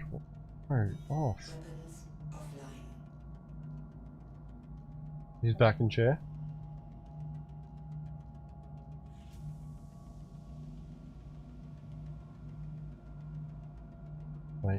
I'm waiting to hear that bloody radar lock. I'm waiting for it.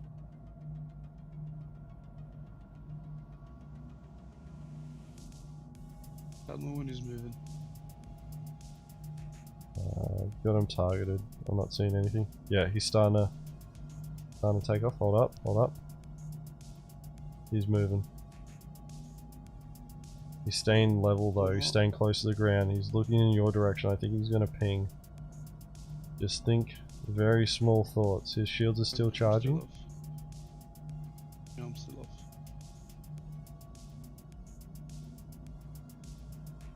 I'm just looking at MFDs now, so let me know. Not really looking in your direction directly. He's like off by probably 20 degrees. Agents, if he was to go forward and jump, would he go towards the sun or would he go more into darkness? No, he'd be going for one of the orbitals. Gravity, did you get targeted? I'm at the orbital. No, I've not been targeted. I've not been I don't targeted. either. Is your weapons and shields on? Weapons and shields are both off. Alright, he may have scanned you then. When you said he was looking my direction, I even scanned me. Yeah, he might have picked you up on Could have pinged you scan. out. Alright. Alright, this is what I want you to do. Don't respond yet. If he keeps trying to call out and talk to you, just say I don't know what you're on about. I'm at Aberdeen doing bounties. But we'll wait until if he calls you out again. Okay. Do you want me to fly over in the constellation and land, pretend that I'm buying something, and then leave safely? Oh, you're in a mantis, aren't you? How are you? I'm in a blue. What are you in, Nictalia? I'm in a kilo, but I'm in a Crusader, so it'll take a couple of minutes. I want this guy to take off. See how This this guy's goes. from Lancashire. This guy's not going to make much off of this.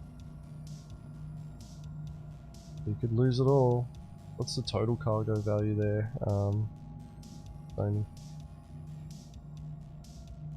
142 SCU of titanium and 27 SCU of... Hold up. New Oh, contact. Shiver. Somebody just came in. Might be a friend. Scanning. Coming. Freelancer. Max. Might be his mate. It's the one from Somebody just the one targeted from, me. no, there's not. No, that was Kestrel, That was not me that targeted you. Could have been Bondi. not Mario. Or it could have been the other Another dude. one in.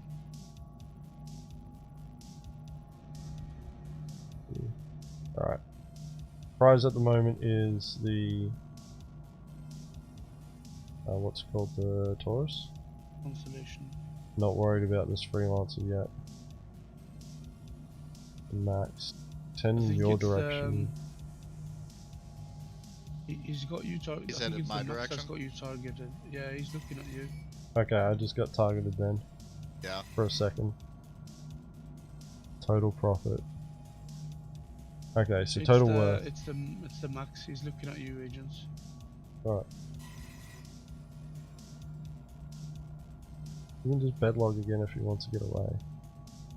Max comes after her. Max is going towards you now. Yeah, he's looking straight at me. He's gonna kill me first. Because I've got the ability Max. to stop this from... I got the ability to stop old mate. We will try backing off because that No, no, Connie's no. looking straight at you. He's getting your box or something. No, Let me just leave. this freelancer's coming after me. Don't worry about that. We're gonna have to fight for this target, guys. My priority is gonna be on that constellation. I want you guys to focus on killing that freelancer.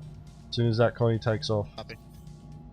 Alright, just hold fast for now. We're gonna wait for that Connie to move. Are we going hot? Because they already know we're here. Not until they start moving. I've gone hot because this freelancer is going to come after me. Actually, he's pulling back now. Isn't Kestrel there also? Kestrel could help you. I can come down. I'm just at an OM with a snare. See if I can catch him. Kestrel, can I get you to come down here and work out the most likely quantum travel route that they're going to take? Yep.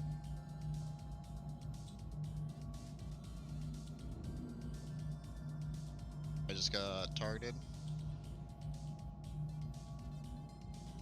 Probably the Connie. by the prospector. Prospector just targeted me. Prospector? I think I'm at it, agent. There's a prospector Connie, here? you mean? Oh no, freelancer. Sorry, freelancer. I read it wrong. Hold you. Small. Alright. For some reason, I've lost... Okay, I've got Mario's party marker, but Wolf, I don't have yours. Leader. I'm gonna go hot. Yeah, if that Connie's coming closer, you go hot. Mario, get ready to back him up. No, the Connie's still there. Oh, It's sorry, the freelancer freelancer. going for Yeah. him. The freelancer's moving towards him. That's what I meant. Yeah, you gotta move. You can't sit still now. He's on you. So, But he's not gonna do much to you. You can run or you can fight.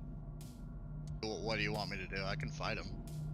yeah, here's the thing, guys. That freelancer is going to be there to try and distract us from taking down the Connie. My priority is going to be focusing on that Connie.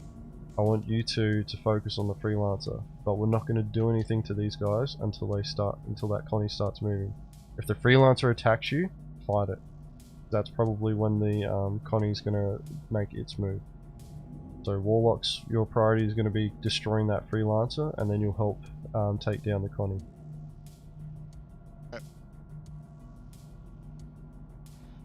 OM5, I'm going to set up a snare here. Roger.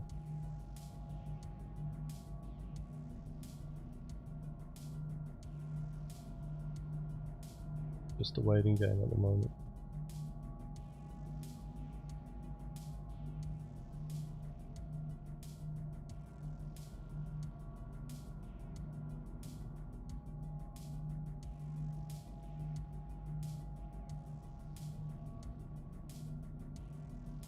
Yeah, considering that old mate's already bedlogged, I've got a pretty strong inkling that he's not going to pay a ransom, and he'll probably try and delay after we put him down, so Be prepared to destroy him. Yep. Alright, he's just moved back a little bit. Did you just disappear?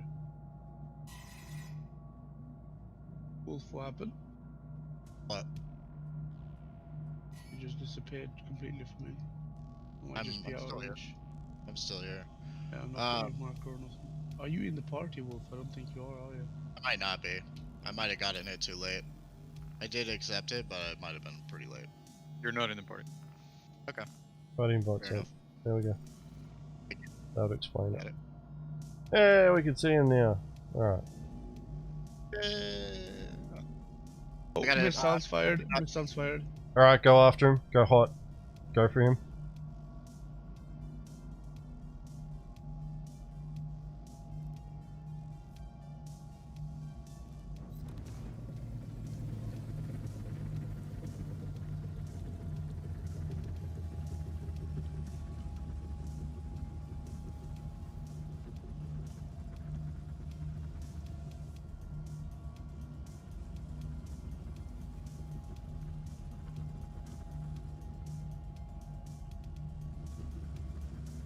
Waiting for this guy to make his move. Probably sitting there looking at me going, why aren't you helping them?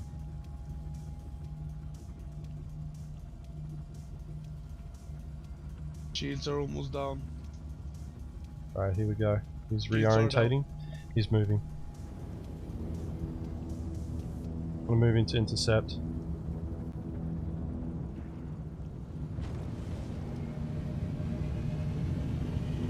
Max down. Moving to target. Alright, I may not make it in time. I'm moving pretty quick. Ah, he's already gone past. Do not have my EMP up. And I can't get close enough to him. Push, push, push, push, push, push. Push it.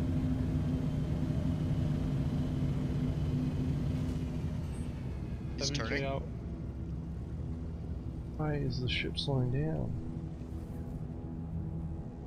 Come on, he's gonna jump. Yeah, he's just jumped. He jumped. I've got him. Yes, orbital Oh, yeah. marker 5. Yes. Get your EMP on, Wolf. It's on.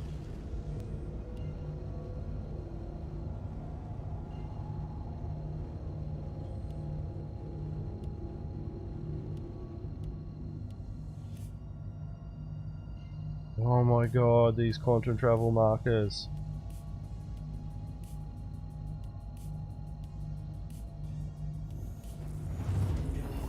In the rocks. Next to Kestrel. Head towards Kestrel, we gotta move towards that direction. Mario's 25 kilometers out. Get there. He's out of the chair, guys. He's out of the chair. He's going for a bed log. So what? Yeah, Blow him. just Yeah, I disappeared. logged. Fuck. Out of control. Well, I mean, last time he bedlogged, he showed up in the same place. What are the Yeah, chances? yeah, that just happens just hang out around here. Slow down. Kestrel, yeah. Try and stay in the area. Keep the snare up.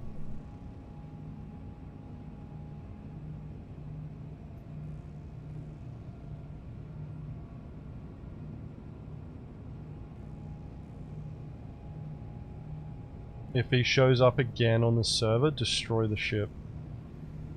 He won't negotiate.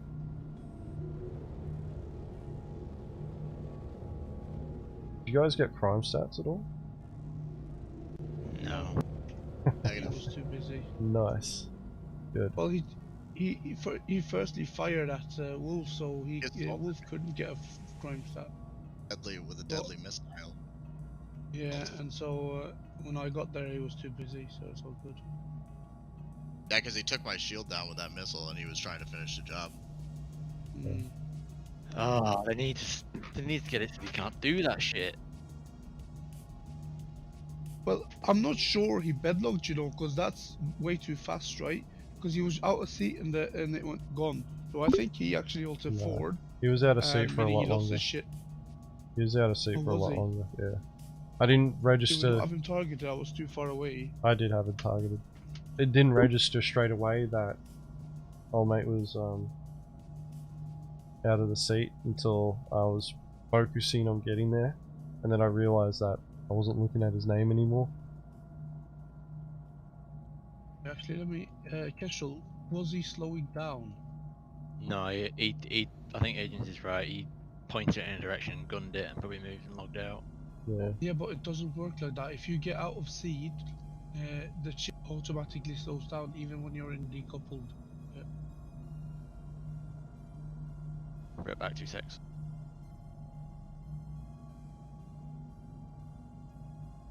So if the ship wasn't slowing down, it definitely was not a seat.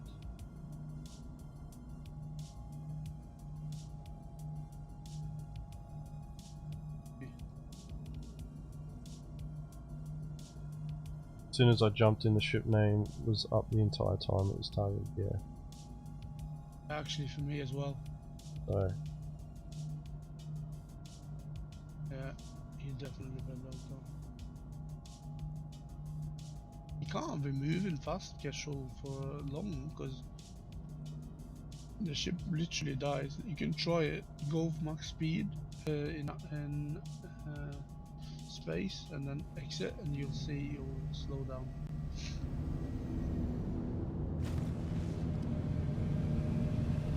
let's Like, I've test tried this. to do. Yeah, I've tried to do drive-bys, like pull things into a local inventory, and when I sit back in Steam, I'm just there. Shit.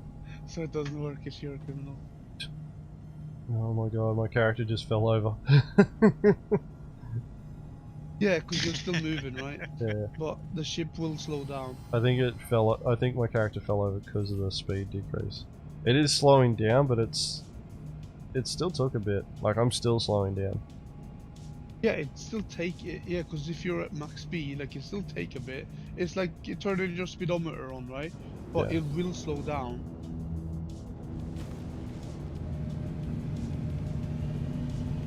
Dave Goose Gaming. I This just is got- free to play. No, it's not. Some would argue it's pay to win, but yeah, if you want to buy into Star Citizen, you need to buy a game package. After that, you don't need a subscription though. Oh. Alright, decouple degree alt is. I just did it decoupled now, and now stopped.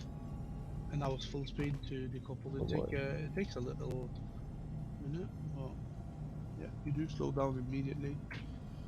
So it should be noticeable, and especially once his name disappears.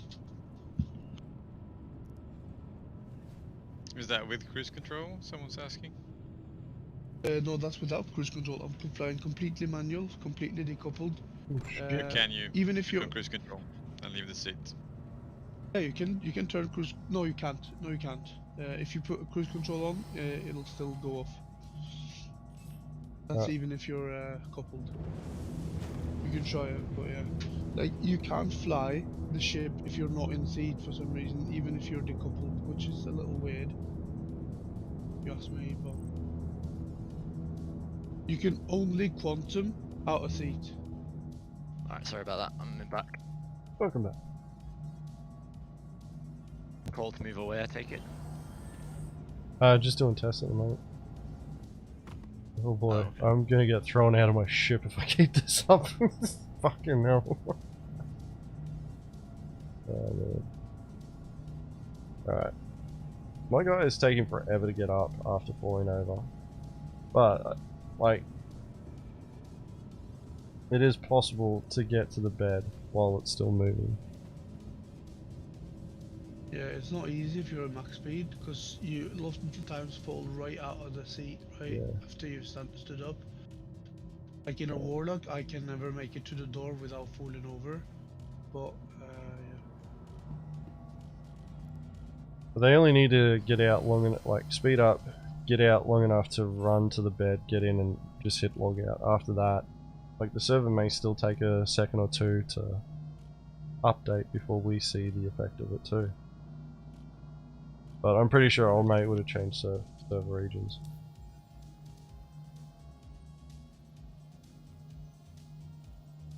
What org was he from?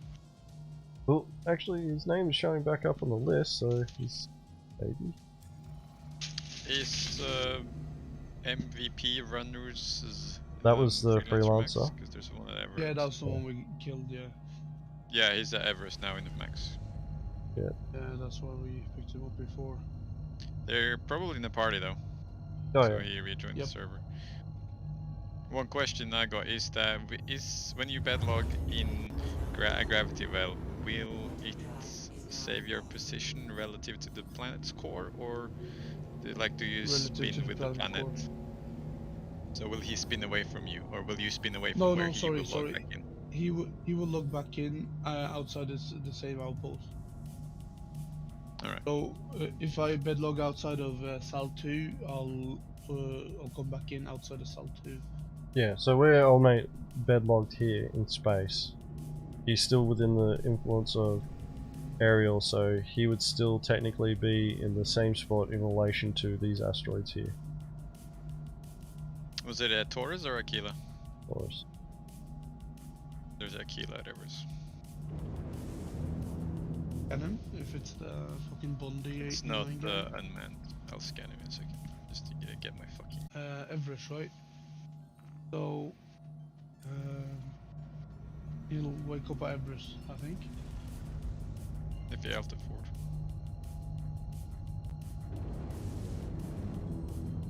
Hello! Those space buses.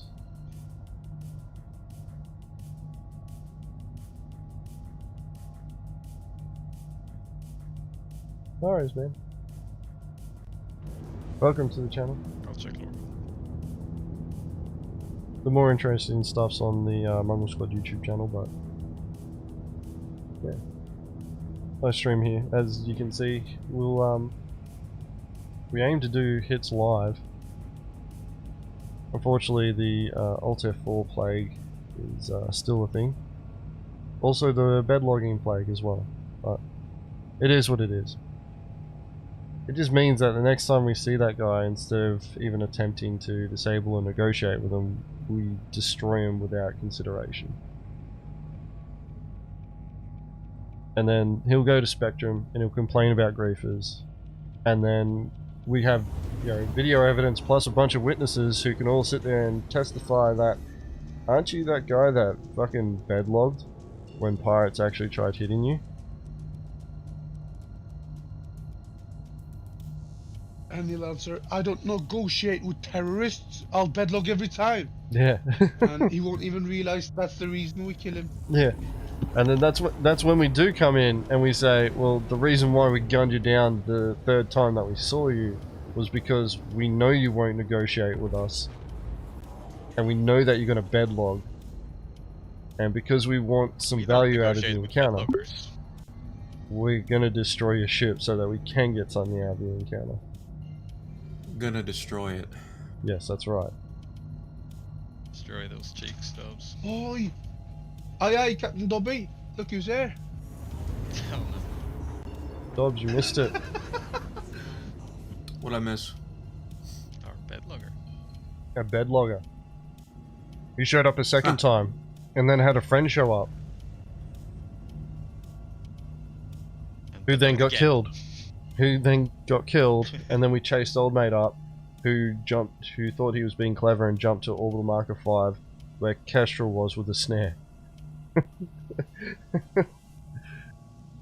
And that's when old mate decided to bedlog again. Ooh, Well, isn't that funny? Isn't that funny? hilarious, man. What are you trying to fucking Oi, diminish Captain the Dobby, story? It's amazingly funny.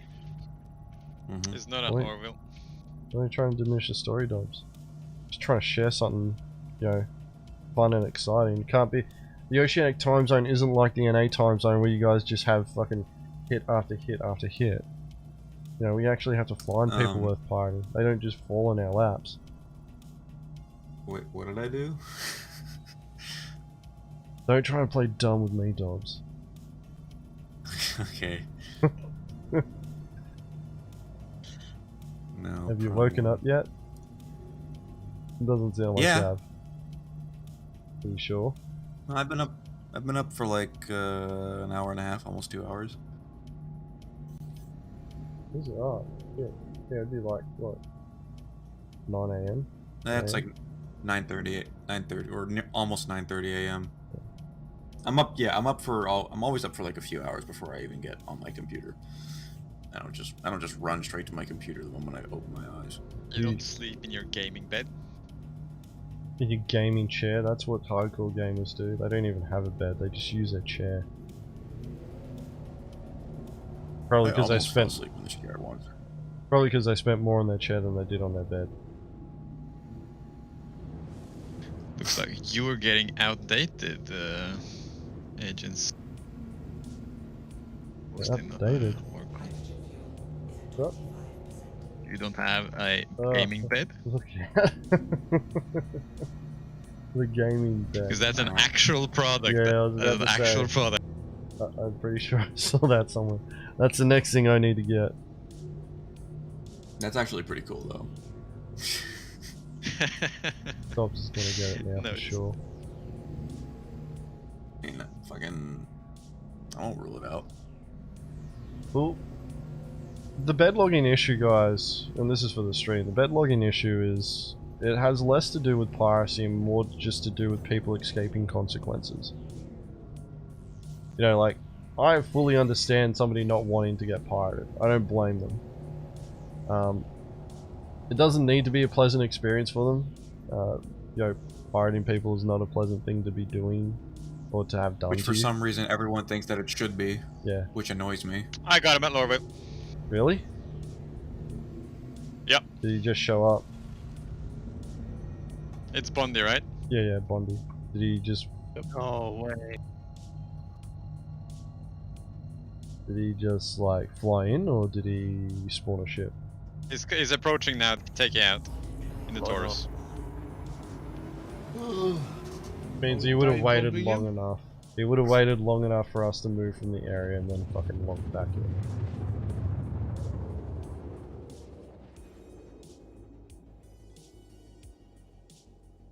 Let's see if anti-cheat fucked up my game. Log back in before we, Yeah, he's got the I'm cargo. gonna go into that hangar. got the cargo. With the cargo.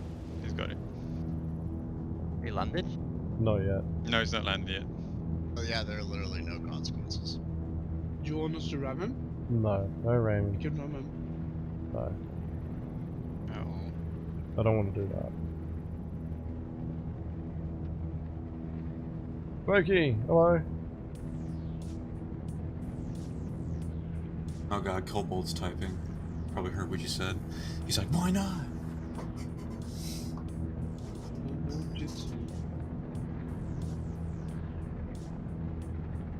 Just start up kobold.exe. He just came back in.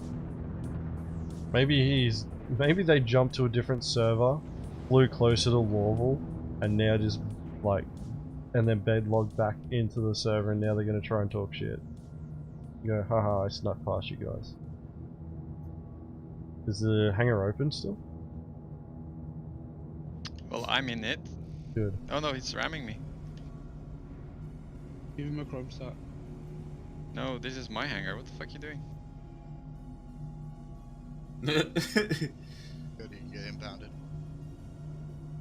Not if I'm just above the hangar. Hanger. Oh, hold up. Don't ram him. Oh, he crashing. He's crashing. He's not doing well. He's upside down.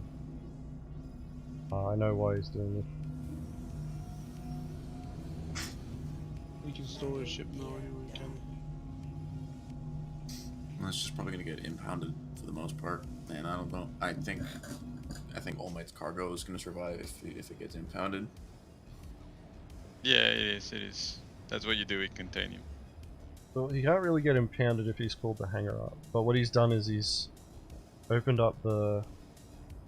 He's landed his ship upside down. What I'm trying to do is position my blue in a way that I can try and get on board his ship. I mean, you could just constantly fucking ram into it, like slightly, so you can get a door open, because He that made does it apply. into the elevator. It does apply damage. There's like 4 ships in this hangar. Just headbutt the door over and over again, and it'll open up. Well, all we need to do The is hangar crack doors- open one of these doors on his ship. Well, if the hangar door's open, or if the hangar door's closed, you don't have a prayer of getting it out, because you have to rely on him to call ATC. Well, then we just ram the ship around the thing until it blows up. Like, I'm not into ramming ships with my own, but if I'm No. in their ship, I'll ram theirs around. He's gonna store it anyway. He's out of the ship.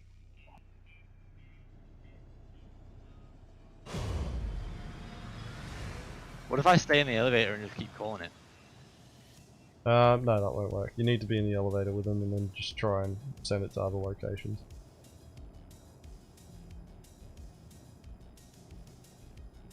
Actually, Provided you're the first one that hits the button. yeah. Anyway, Let's go, agents. Get his thing open.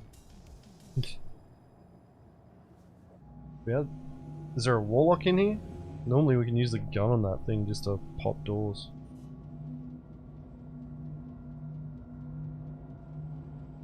No, I'm not in there. People aren't flying warlocks anymore, agents. Everybody Haven't flies you heard? warlocks still. Real pirates still fly work. warlocks. Blow up in Warlocks. Oh, I got stored with the ship. Nah, he stored it. I'm out of the ship. I'm at the elevator. Alright, that's it. How did Merchant store it?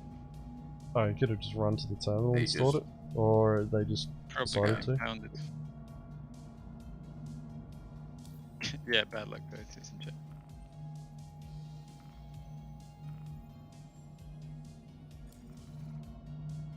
Wait, is old mate looking at us from inside the terminal? Like, That'd be funny. no, is he like still in that hangar or is he at the terminal? Because how would he know? I don't Well, he see him saw at the us in there terminals. with him, didn't he? He's when not he in the landed? terminals. I mean, he might have just heard we're storing your ship. That's in. I'm pretty sure that's in there. Is he in They a white just stored suit? the ship. Because he Yeah. was in a white suit. White suit. Alright.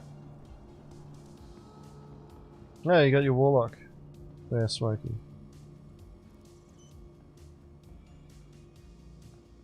So there's 2 things that old mate could have done. Get better.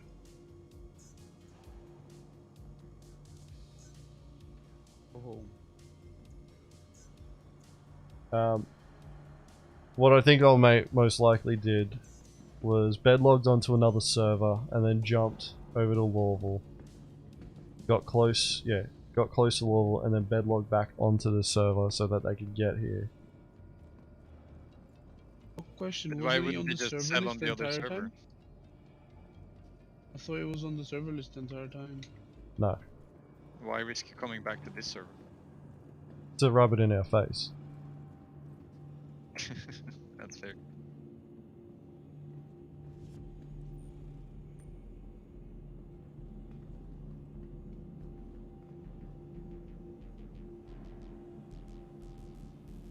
Yeah, the max pilot is saying there's people pirating.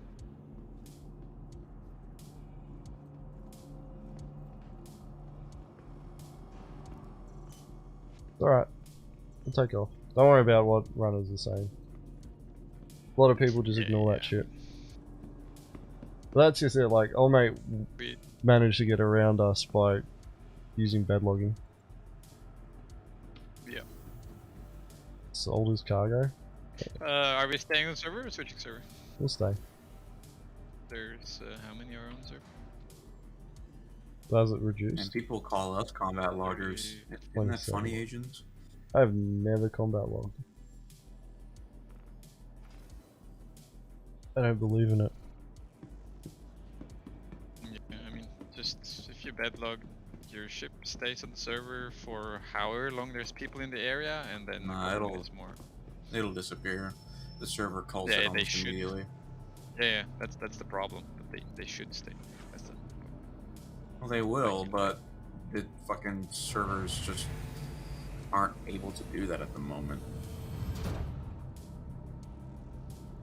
Like, for instance, like post-server meshing, which I know I'm fucking theory crafting again, but fuck.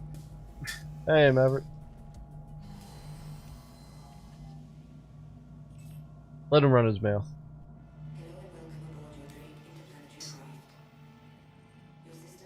Alright, gents, I'm gonna log out here so I can, You are clear to launch. morning. No worries, Wolf. Catch you later, mate. Some sleep. Thanks for the ride.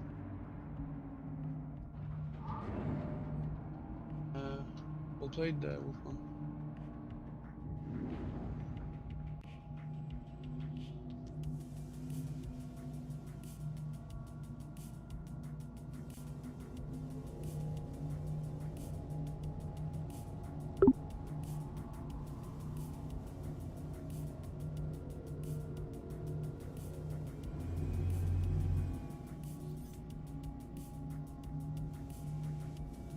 Thank you, and please visit again.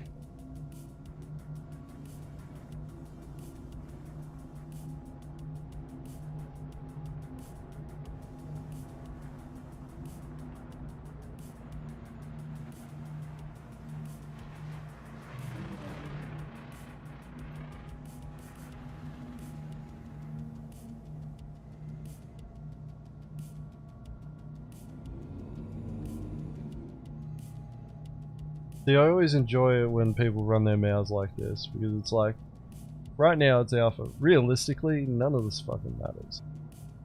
What we get out of this is more training value than anything else. If we actually cared about making credits from what we did, we would do the same thing that everybody else does and just grind our bounties, which a lot of our guys are doing right now because we need credits for ships and components.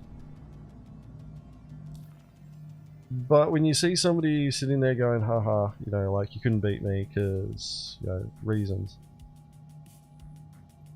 I'm not bothered by it if they outplay us, legit. Like, if they do something that's impressive, I'm like, okay, yeah, you beat us. You know, we'll get you next time. I'll give you the benefit of the doubt next time. But when you do something like bedlogging, that just tells me the type of person that I'm dealing with immediately, and that you're just always going to take the path of least resistance. And if that's how you want to play, that's fine, that's your new. But the way that I treat people like that, that play like that want to sit there and go, you know, like, haha, you know, you couldn't beat me because I used exploits. It's like, alright, well, next time I encounter you, you're not going to get the opportunity to. Because the way that that we were playing there, we were going through our own, you know, motions, you know, of how we do piracy. And we do it to everybody, you know, when we first encounter them.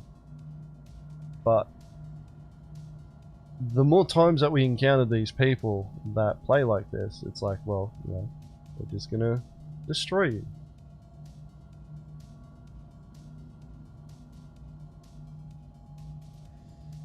here.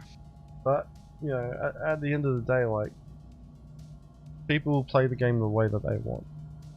You know, if they feel justified in sitting there, you know, talking smack like that, that's okay, because we have long memories. And it doesn't matter now, because we're playing the alpha. When the game goes gold, and we run into old mate, and he's like flying a whole sea that's full of cargo. Whilst taking a whole sea may eventually be one of those things where it's like not worth the time or effort because of the law, you know, the ramifications for it, we just may make an exception for this person because it's about sending the message. And then we'll sit there and go, remember that time 10 fucking years ago where you're in that Constellation Taurus and you bedlogged on us 3 times? Because we fucking do. Hope you didn't invest all your credits in that fucking whole sea. But, you know, like, chances of running into old mate again at the moment is pretty moderate. When the game goes live, probably hardly not. But if we do, Yeah, if you think about if we do run into him, he's fucked.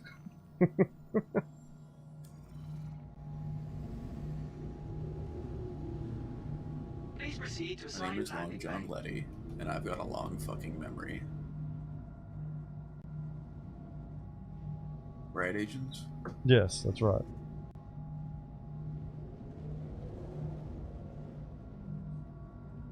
Well, plain Blake, that is actually something that CIG intends on implementing. Like, there is supposed to be a log timer. They just haven't bothered putting it in yet.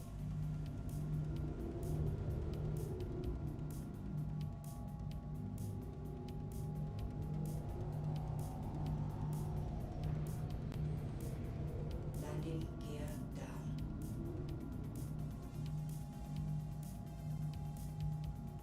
You know, like, just another target. One out of the, you know, thousands. We'll find others that we can play.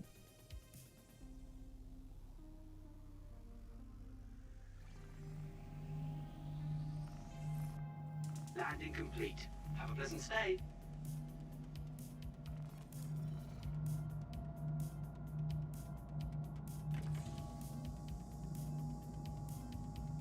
Damn, I'm looking at the bartender animations. You can actually see him like throwing a glass up in the air, and the glass actually like spins around before he catches it. Unlimited. When the game is released, memory might not be great. Yeah, we might have to write it down just in case. We might have to make some small notes. Hydrogen fuel is at 100%.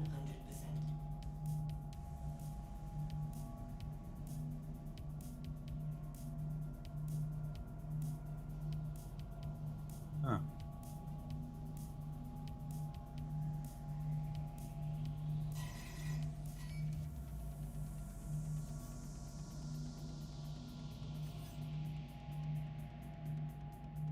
I think everybody's got shit lists in this game, man.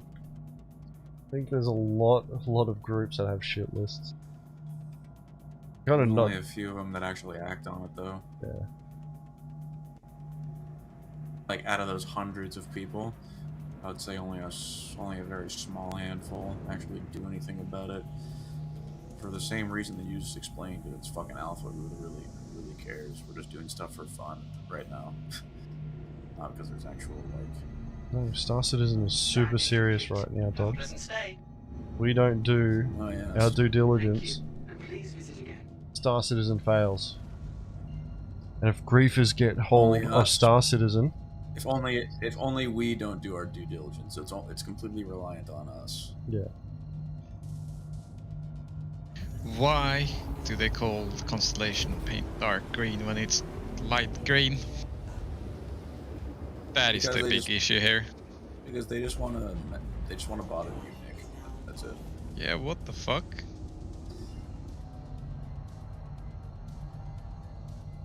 Yeah, their conversation was pretty much like, okay, how do we piss off Nictalia? What's the I mean, easiest way of doing it? Quantum drive is now on.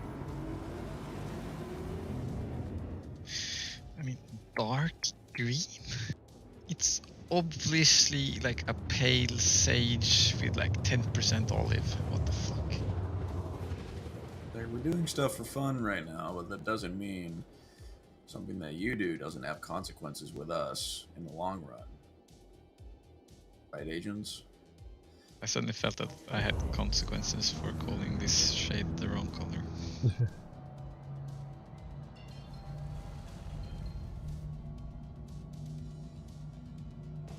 Like, for instance, like those people that refuse to pay. We'll remember that.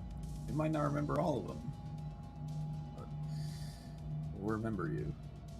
Well, that's We'll just it. remember Like, names, we'll remember individuals, we'll remember groups, we'll remember orgs. when it comes, the thing about all of this as well is that you need to look at it from a business perspective. Like, if pirates are going to be paying more for everything, which apparently we're going to be, because that's part of making piracy hard. If resources are scant and, you know, at a premium for us, then it behooves us to ensure that we're engaging in smart business practices by only engaging in certain types of business practices with certain types of individuals. Now, if we know that somebody isn't going to pay, we're doing ourselves a disservice by attempting to negotiate with them, because we're losing money wasting time on an activity that isn't going to net us profit. So we're better off cutting our losses and just moving in on them straight away, skip the negotiation phase completely, and just take their shit. Now, if we know somebody's willing to negotiate and that they're willing to pay, it expedites the entire process for us. We may not get as much out of it as what we would if we took everything from them, but it also means that it's less time investment too. So the credits that we get out of that action of extorting somebody who's willing to pay means that we may end up either being on par or bet further ahead in profit. So it pays for us to know who is worth pirating and who is not worth pirating, who's worth negotiating with and who isn't. Because when, you know, like, we're pinching pennies and we're sitting there going, we've only got, you know, X amount of credits and it only buys us X amount of fuel, it behooves us to ensure that we're making smart business decisions with our actions so that we're not wasting credits. Yeah, it may get to the point where we're just fucking rolling in cash and we just don't care. At that point, well, yeah, we're a lot more dangerous to the community than anything else, because what will happen is we'll get bored. When people get bored, they start looking for challenges.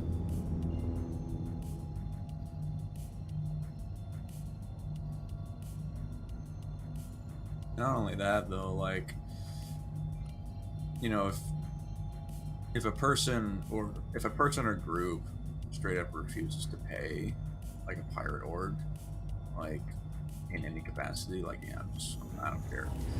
Then there always has to be consequences in whatever regard there is, and it can be either small consequences or big consequences depending on who you're dealing with. Like, there isn't some kind of like secret pirate code or pirate doctrine that everyone fucking follows, and like bullshit. Same thing. No, like, there is one, Dobbs. There is a secret pirate doctrine. It was made by Disney when they fucking released the Pirates of the Caribbean, and we're all bound by it. Alright, if somebody says parlay, we have to stop what we're doing immediately and parlay with them. So there's also another. We're playing orgs, Captain Dobby, aren't we? I don't know, agent. Are we? I don't know, Dobbs. I'm not. Are don't they? know.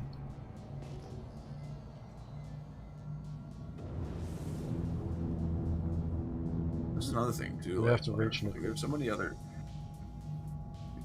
people from the on the outside looking in also think that, oh, all the pirates get along, and oh, all the pirates work together and they help each other. It's like, where the fuck did you hear that from? I don't give a shit about any other pirate orgs. I'm glad that they're doing it, but I don't really care. I don't give a shit about any pirates. I don't work with any pirates whatsoever.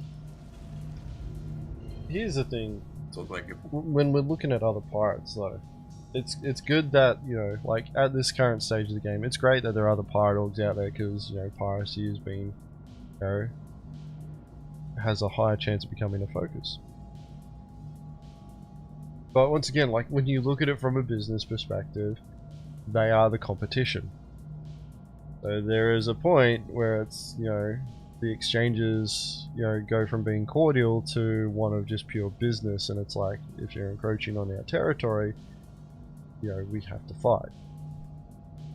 yeah, but agents, what if one group of people like starts attacking like a pirate org, and like that pirate org asks us for help, aren't we obligated to protect them? Fuck no. No, we're not. Like, What if we find a big old target? You like, mean, I don't know. what if they say parlay? We need to come together. big old target. Well, you know, if they say parlay, then we're bound to it because it's in the code. No, there's no fucking code. Regardless of what you hear in the Star Citizen community, there is no pirate code. People have attempted to create it. Has anyone actually said that? Yeah, they're like, there was a group that was trying to create. Do you not a know the pirate story? code. You don't. You clearly Are you gonna don't tell know the story again? All right. Oh no. So here we go. Fuck, it was a couple of years back now. There's this guy named Captain Kidd. I don't even know if he's still alive. We formed this group called the Pirate Brotherhood of Wybatalia. Well, it's also reality because he was pretty old. He was pretty old then. He's gotten older now. I don't know how many more years he had left in him. So, and I know that's just rude. I know that there's been backers who have died. So, this guy could have died for all I know. Like, I don't keep in touch with him or anything. And considering we haven't heard anything more from this group in a long time, it's also quite a possibility. But I digress. Anyway, so this Captain Kidd character, who's formed this little pirate, group that's supposed to act as a network of pirates called the Pirate Brotherhood of Wybatalia. And the idea was that I see what you did there. We would, all of these different pirate orgs would come together, and it was essentially creating like an alliance, similar to what you got out of Pirates of the Caribbean, where the pirate lords would come together. The fucking and Brethren Court. Yeah, and they would come together and they would, discuss things to do with piracy and, essentially come up with terms and a code on, behavior for pirates. And the entire idea behind this was to, differentiate between reefers and pirates. Now, I didn't really care about that part because and I pointed this out, it's like, it doesn't matter what we, tell people, we could come up with the best code on the planet, people are still going to call us griefers. That's reality, because they don't like what we do. But they were really pushing on this. But one of the things that, Captain Kidd really wanted to push was this agenda of, differentiating between what actually constituted a pirate, what constituted as a griefer. And he was very specific on these things when it came to being a pirate. Like, you had to give people, a chance. You couldn't just go around killing people, without, reason. And things like that. Anyway. Because of a whole bunch of different pirate groups there, everybody's talking, throwing their ideas out. And that's the thing, is he sold this as it's a community initiative and, all this sort of stuff. He even got one of the former, community managers involved. They're not a community manager for CIG anymore. But what happened was that one of the pirate orgs there essentially got removed from this brotherhood, from the the signing of this code. And the reason behind that was because Captain Kidd had essentially, behind everybody's back, changed the terms behind what was actually constituting as a pirate versus a griefer. And then there was a new term that got brought up, marauder, which was supposed to be somebody that just went around killing, but they weren't doing it for to piss people off. That was just what they did. I'll get into the marauder thing later on. You just call yourself a marauder. I'll get into that later, because the irony of using the term marauder is actually quite funny when I show you the definition. So anyway, Captain Kidd had essentially removed an org and told them, no, you can't be a part of this and you won't be a signatory to this and all that sort of stuff, behind the rest of the group, pirate orgs' backs. I had found out about this, and I pretty much, went, well, what's going on here. And there was this, you know, document that was used as a code that had been written up.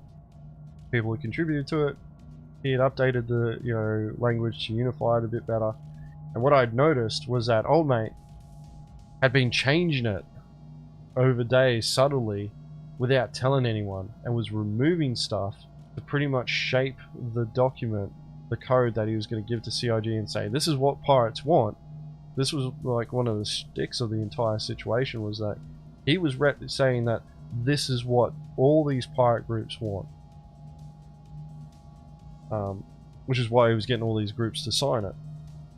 And he was changing it in the background and telling, you know, like, essentially changing it to be along the lines of, hey, you know, like, pirates don't, you know, kill people unless, you know, they're put in a position where they have to.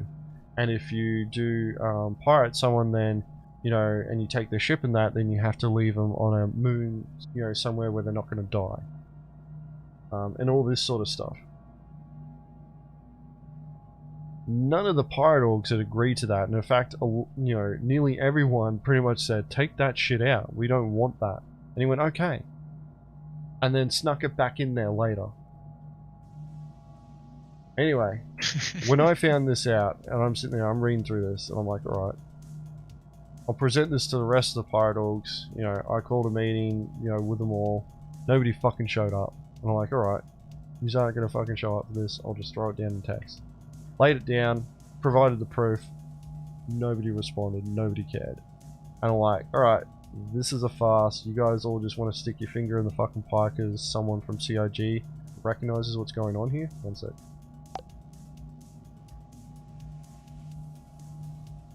And I had the misfortune of being a part of this dude's org. Yeah. About like maybe like a year or two after that happened. But and I was only in there for like a couple of months before I discovered Mongrel Squad, and I was like, yeah, this is dumb.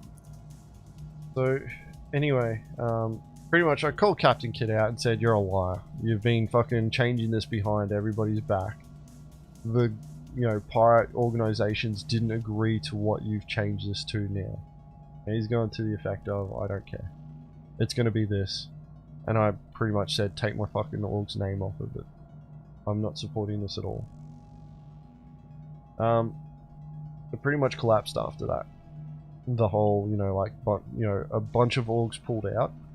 Not in support of what I was saying, but because they also realized that, hey, you know, like, he's actually lying and we don't want to be associated with it either. But there was still a few orgs there that stayed as signatories to it. Anyway, yeah, so... Where is that document? Can I Google it? Yeah, it's fucking buried now somewhere. I think I've got a copy of it somewhere as well. I made a copy of it before. He made it private. No, I found it. Anyway. Posted. Pirates Code, the Brotherhood's Articles of Agreement. So he tried Most pushing this roleplay shit towards, ever. you know, onto CIG, and they pretty much went, yeah, sure, we'll take it into consideration, and never said anything more about it afterwards. Captain Kidd kept pushing, you know, his piracy agenda. You know, he'd been on various shows, Ford Gamer, fucking Soul Citizens, there's a few others, where he kept, you know, essentially trying to represent the pirate community, and then just faded into obscurity. Mainly because he didn't fucking do any piracy. 1 second, I gotta go. And that's one of the reasons. I'll be right That's one back. of the reasons why I left too.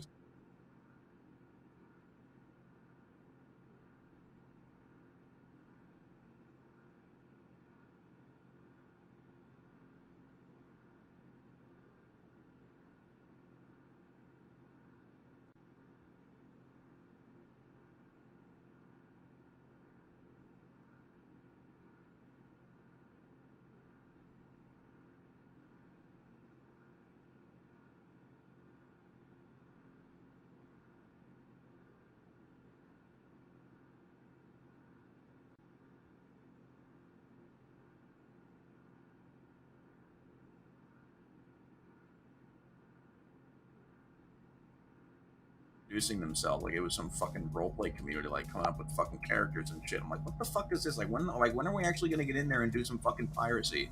Like what the? I was like when are we actually gonna be doing something? And it's like, oh well, the game doesn't really support the piracy game mechanics yet. We're trying to get CIG to implement these things, and it's currently ongoing, and we have some things in the works. And I'm like, fucking bullshit.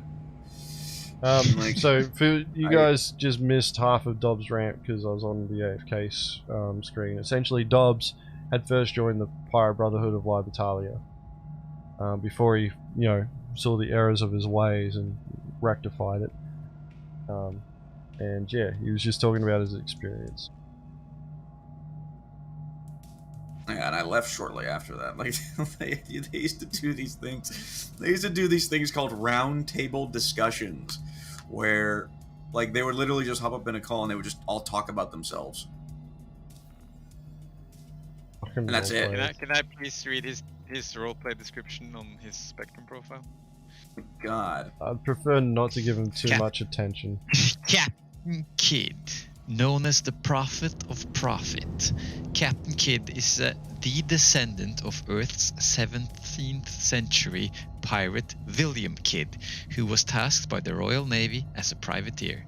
It was Kidd's own crew who mutinied against the Navy's dominance and gave him the choice to either become their captain or die. Kidd chose to embark on a pirate's life of freedom and fortune and went on to be a driving force for forging the Brotherhood. He also, along with Captain James Mission, founded the pirate colony Libertalia that served as their unilateral base of piracy operations. Nick, I want you to now go to my citizen dossier and read my bio aloud. Please. All right. Please read my bio out loud for the stream. I want you, and after that, I want you guys to see the stark differences between my bio and Kidd's bio. All right. Dobbs, subscriber. Bio. We flew in at the size, speed, and fierceness reminiscent of the flight of the Valkyries. Shortly after Yeaton Booty, expletive in parentheses, I began considering visiting family in Pensacola. Pensacola. Shit, I never even came to visit Pensacola when B acted in Titus. What if his underwear was on display at a Walmart?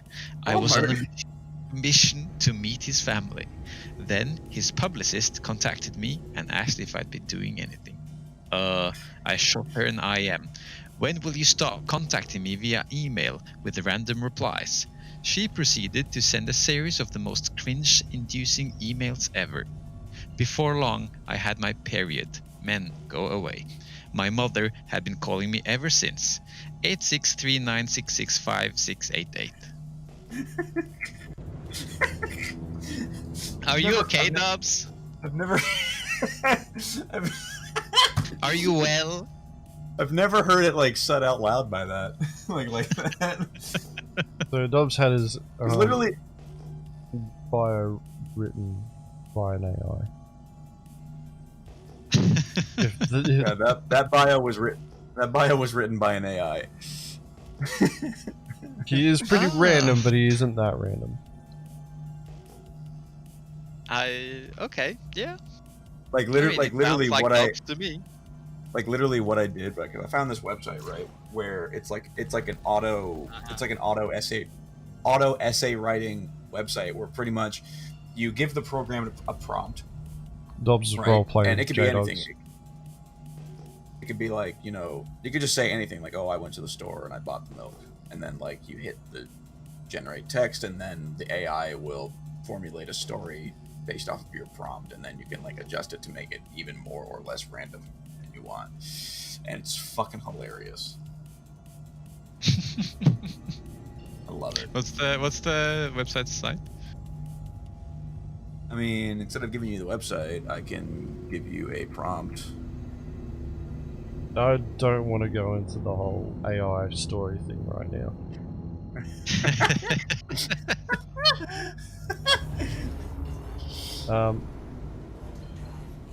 So yeah, like if you guys, you may have seen on Spectrum though the term Marauder used frequently, and that was pushed by Captain Kidd and his Pirate Brotherhood of Libertalia to essentially differentiate a person who likes to kill other people in the verse, but isn't a griefer. Now, I can get to that Okay, yeah. in a minute. It's a PvP. But what I want to do is I want to look up. I'm going to show you guys a Marauder definition. Now, the Oxford Dictionary here. A person who marauds a raider, which is great. But we'll go to the Merriam-Webster dictionary. Okay, so a marauder. One who roams from place to place making attacks and raids in search of plunder. One that marauds. Oops. Now if we look up pirate,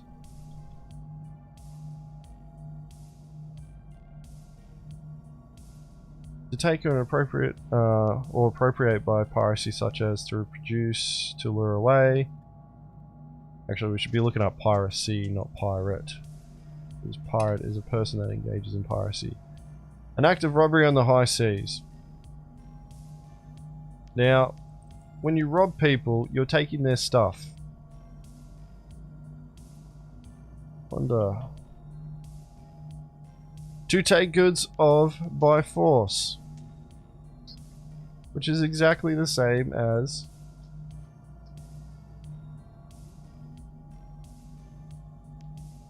robbing, really. To take something away from by force. No, the problem is that the language fucking part of this takes time to get to it. There is the difference between a marauder and a pirate. The only difference between the two of them is the realm that you engage in plundering. That's it. Pirates plunder at sea, marauders plunder on land. There is no difference between the two other than the environment that you're in. Comes down to geography, Asians. When we're hitting rock miners on the ground, We're marauding. actually marauders. That's right. Fuck. Gotta change my bio. But that's What the about thing, in space? is like, the reason why marauder was used as a term was because it sounded close to murder, and people didn't understand the word. Murderer. And that's why I don't like, like this whole, piracy code thing that this Captain Kidd had created. And I always make a point, if I ever see somebody trying to say, use the term marauder, I'm like, that's exactly the same as pirate. There's no difference between the two. A pirate is someone who takes stuff by force. You can do that by killing the person or not. Killing the person or not does not define you as between being a marauder or a pirate. And anybody who says otherwise is lying. And I more can on that prove too. it. Like the people that say like, oh, you need to give the player a chance. Like, no, the fuck we don't. We don't have to fucking reach out to you and like strike a deal with you and like negotiate. It's like, no, we don't have to do any of that. We are under no obligation to fucking call you and reach out. Like, we do it right now because we're partly dependent on it as a way to make money. As soon as that's over, fucking I for one, I'm not contacting another person ever again. At least not for a long ass fucking time, because I'm sick of it. Like, we contact you as a courtesy to you from us. That's what it's gonna end up being here. If you want to fucking save your hide and your ship and your cargo, you should be the one that fucking reaches out to us to give us a better deal than what we would get by just taking your ship. And then you're rolling your dice. Here. That's something that a lot of Fucking, players like, don't understand. Some players do, and they're just like, well, I'm just going to make sure you get nothing out of it. And all that means is that it becomes a race. He's got 6 definitions though in the Renegade Lord categories. So the first one is griefer. Those who derive pleasure from harassing players for no other reason than inflicting pain and suffering. Wouldn't that fall under the same reason of his definition of marauding? No, marauders are those who kill on sight without warning or good reason and with no offer of surrender, possibly for I don't know, purposes man. of reputation or notoriety. That sounds like the general That's different, definition of Dom, griefing that's by way of different. spectrum. Yeah, it's different. Of course it's fucking different. Jesus. But wait, there's more. There's pirates, those who value profit over bloodlust and offer targets a chance to surrender. That's the I value definition of both pirate. equally. I value both equally. Right. But then we move on to outlaws, who are those whose criminal actions are not limited to thievery, but may also include black marketing, racketeering, drug dealing, smuggling, and other nefarious profit-making activities. The reason why that one got added as well was because there were actually a bunch of non-pirate orgs there that wanted to be a part of it. And they all went, well, we're not pirates, we're outlaws, and we want a definition too. So that's what they came up with. Right. But then we got the best one. It's the number 5, freelancers. What do you think freelancers are? They're like the outlaws, except they skirt the grey line. Those who People for hire. operate with stealth and deal with both sides of the law. Neutral parties working for profit and teetering on the so fence do that pirates. divides lawful and unlawful called- activities. It's called corporate privateering, you dumbass. And then we got citizens, who are the laws and law-supporting and upstanding citizens, as well as those who believe it's their place to force their laws on others. Renegades not invited. Renegades. Yeah, all of these are renegade categories. Yeah. Yeah, it's the post has 2 comments, and one is wrong game, son, and one is something that looks like they're yelling at our peers in French. Which is a pretty big thing because the French That's- community is known for roleplay. Oh, fuck them all. Can I tell the story of how Mongrel Squad first started? There's Wait, not really much what? to tell about yes, how Papa agents. Mongrel Squad started. Was it somebody in chat saying that? Yeah. We're all gathered Okay. around the fire. Papa agents is telling stories. Shush, little Timmy. We're listening to Papa agents right now. There's no fucking targets getting around. Oh, this is the roleplay our guys signed up for. Let's go. You shut your goddamn mouth. Those Aye, were, aye, Captain Dobby. was it the Shut renegade, the renegade bloody, what were they again, Natalia? League of Extraordinary Renegades. Renegade definitions for different fucking, I don't know, categories of The Renegade role pirate players. code of... Yeah. Anyway, Speaking of which, agents, why do we not use the term captain in this org? Since that's very a piratey thing to do. captain is a fucking just a nautical naval term. It's not unique to piracy at all. Well, that's a shame. Alright, if I get on some bottom of the ship and I actually take control, can I scream, I am the captain now? Yes. In fact, it's mandatory. But you need to say the whole phrase. What? Look at me, look at me. Yeah, look at me. Look at me. I am the captain now. You have to say it like that. If you don't say it like that, you're fucking... Better have been looking at the And then we have to hand the ship back to Were you them. looking at the camera? No, I wasn't looking at the camera. Because the actor doesn't look at the camera. He's looking directly at the person that was the captain of the ship that he's just taking the ship from. You're not a real pirate. He's a marauder. No, I'm an outlaw. I'm a Uh. freelancer. And remember, Kestrel, you gotta do the hand movements. Like, I know he can't see you, but you gotta do it to your Yeah. screen, right? Yeah. Roleplay. For you, I will. I'll do it. I promise. No, I didn't. I didn't steal anybody's ship. Roleplay Birth of is not Mongrel Squad. allowed. Mongrel Squad came about Crafting is not allowed. because I just wanted to do piracy in a game. Pretty much, when I play video games, I like to play them at the most difficult, setting possible, straight away. And then I'll just grind my way through, countless deaths and failures over and over again until I get it right. Which is why I say I'm a glutton for punishment in video games. Mainly because that's how video games used to just be played. You couldn't save. Was it back on the Sega Mega Drive? The Americans would know it as a Genesis. You couldn't save your progress.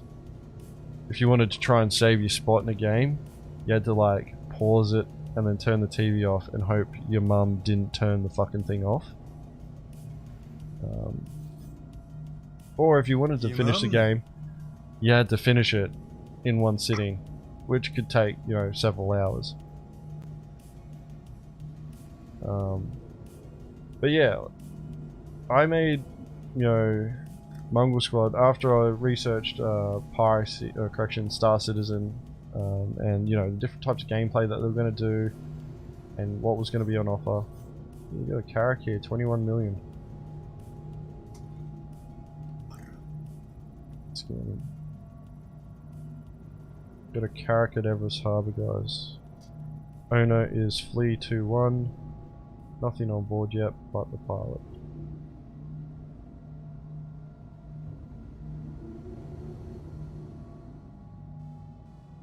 So, it's nothing special or roleplay or anything like that. It's literally just, I wanted to make a pirate org because I like to do difficult things in video games, and I see piracy as that. And now he has to deal with all of us. Yeah, I didn't realize that it was going to be this hard. Like a disappointed father.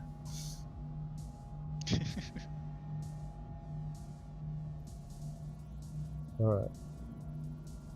This character's flying off into the sun. Nope, he's reorientating. Where are you going? He's German.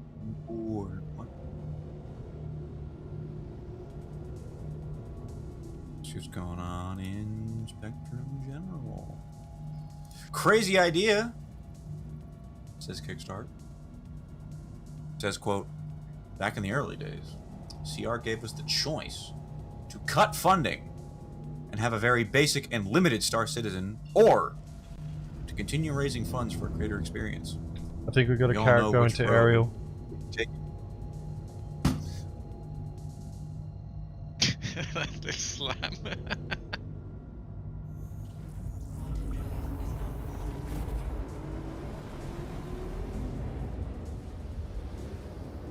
At your XQC impersonation, slam the table.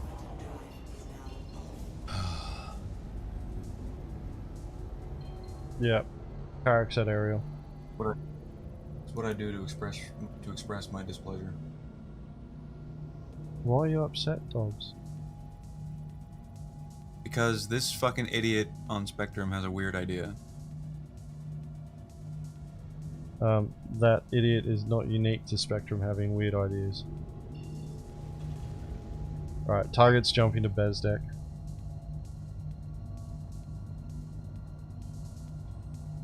Roger that, jumping from Crusader. Actually, who is here over at Hurston? I'm on my way back, but I'm not there yet. Well, we got a post from the Almighty Tesseract. Well, we know I can come in with the hero EMP if you start a cycle. Well, from 22 million kilometers away.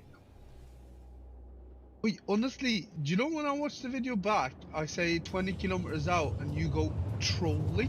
Why would you say that? Why on Trolling earth would you? you say that? What? Talking about a Mm. He trolley? didn't believe me. The agents went. I said 20 kilometers out. Dobbs goes 20 kilometers. Agents goes trolling. Is now off. I'm gonna have to listen to that because there's probably context to what I'm saying, why I'm saying it. I don't think I was saying trolley Honestly, about on your stream, on Well, I your think- stream, it sounds like you're saying rolling because the ship is rolling. Oh, But yeah. when you watch back the clip on my end, it definitely sounds like trolling. Like you can't mistake it, which is weird. I did have to look up. But I'm still on the fence about whether I like you or not.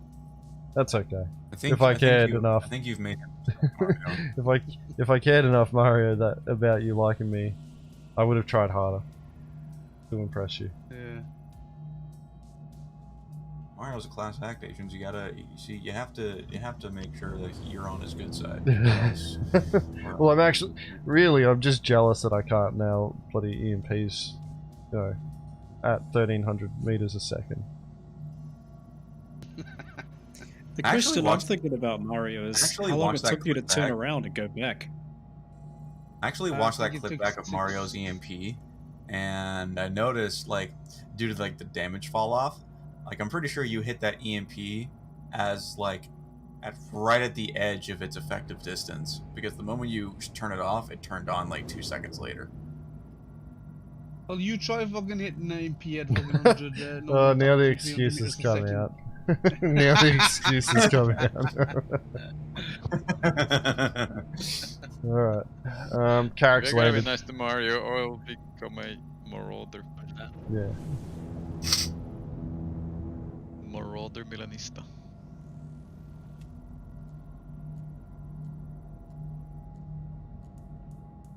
I don't even Fucking titties. can't calibrate quantum travel over SCN. I can tell you right now, no lats, so many fucking Care Bears would complain about that, but I think a lot of criminal players would too. Because when you're trying to run away from a bounty hunter, you may not be in a position to fight. Who's ready for a Carrick to outrun a group of pirates? Yeah, that's why I'm a bit hesitant on actually hitting this thing.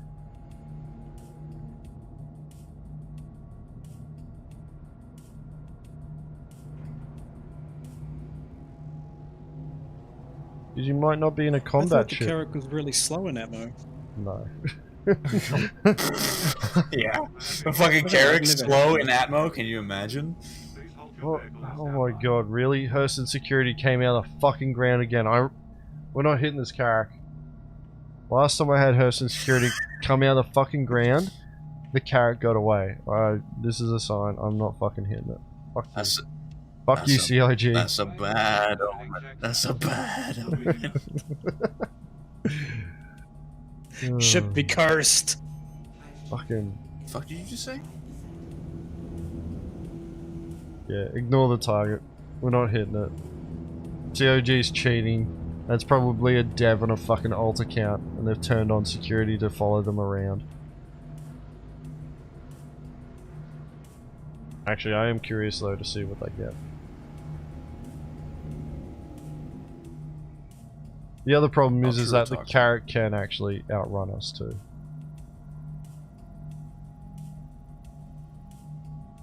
Alright, so they've mainly filled up on titanium. So they've got 428 SCU titanium on board. Which is probably all the titanium that's at that outpost. Well, they just need to get good agents. That's pretty much it. Well, agents, there's a Norwegian known pirate known as Captain Sabertooth, and he had a motto going, never give up, fight if you can.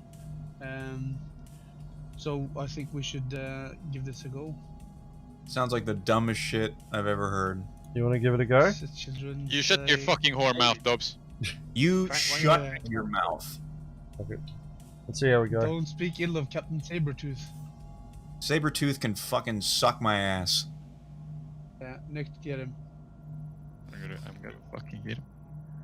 Sabertooth can Sabretooth can fucking eat sand. Alright, they're filled up on 27 SCU of Laranite as well, so this ship is full. They're going to be making a run directly back to Hurston. Is it a direct jump? Can we set up a snare? Or are we going to be doing an OM ambush? Looking. Hold up. Almeida turned his He's shields on off. site. And he's moving. Move in, move in, move in. We might actually be able to take this guy down. This guy's made a new mistake. I need to turn my shields and that on. Run, agents.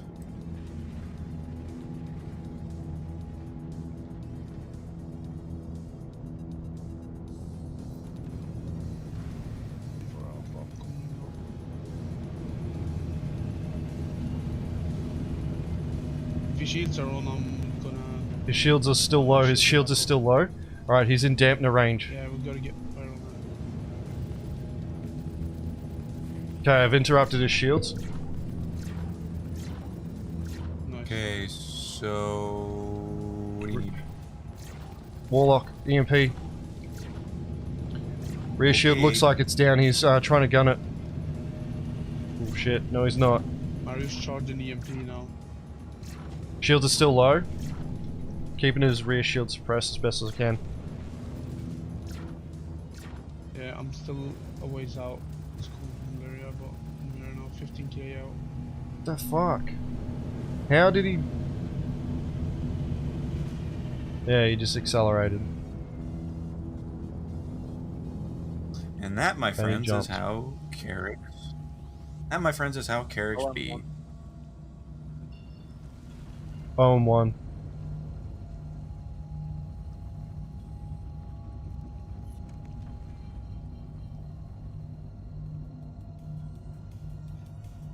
Like, what is the point of putting a fucking QED on this ship if it can't keep up with others?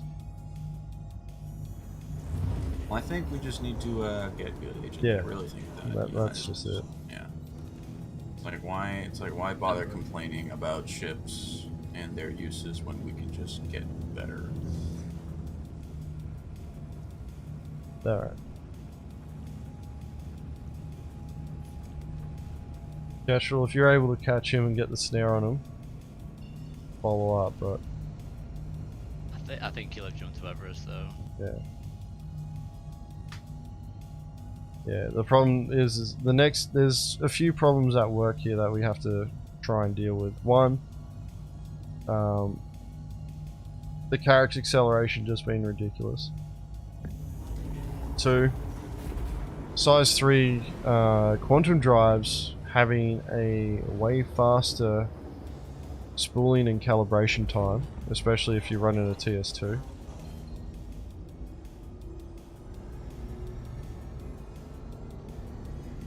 And also, I'm fucking stuck trying to turn on my MFDs, right? The fucking QED. Nightmare. Oh mate, we're going for Louisville.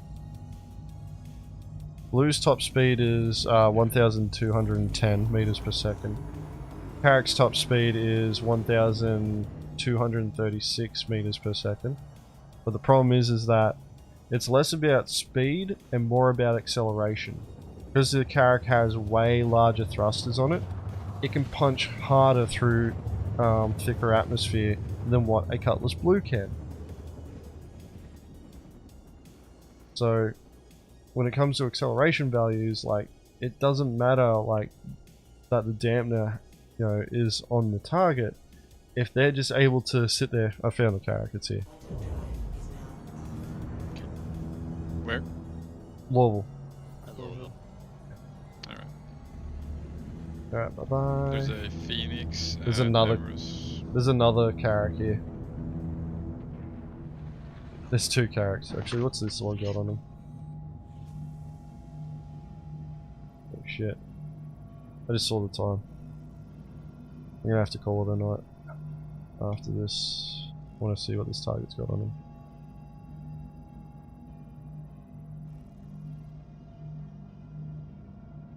Gold. They're full of gold. So they've been to either Aberdeen. Magda or Aberdeen.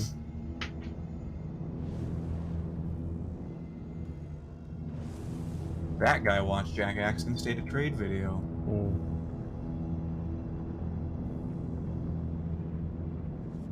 You wonder what it's going to be like when to hit a Carrack on an armorer's thing? Well, the blue has better acceleration in comparison to the other cutlasses.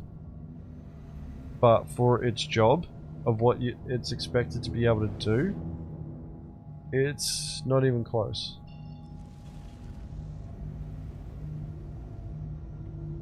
It doesn't punch above its weight class, agents. Well, it's not about punching above its weight class, it's about being able to do its job in the first place, which it can't do.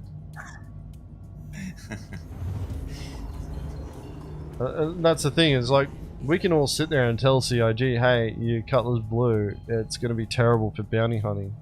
Because the dampener is, the range on the dampener is too small. And the types of ships that people are going to use to get away from it are too fast.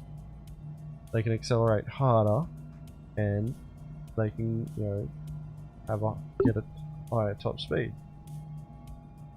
Problem with all of that though is like, you can't balance a ship based on those parameters too much.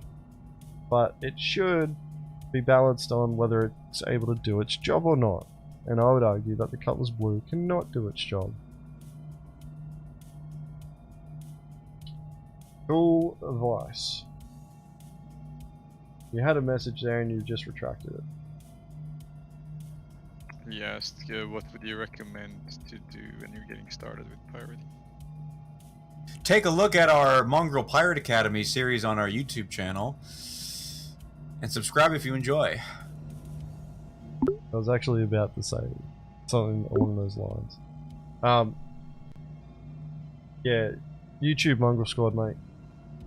And then check out the Piracy tutorial series there. It'll tell you everything that you need to know to get started.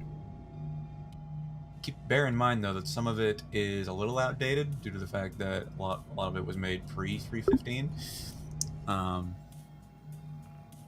Due to which we're probably going to make some addendums to the series at some point. No. So I'm gonna go back to. Please proceed to assigned landing bay. Yeah, head back to Grim Hex before I call it for a night. Looks like Spectrum is going all tits up about anti-cheat. Well, that's because people don't want to lose their bloody edge that they get from using cheats.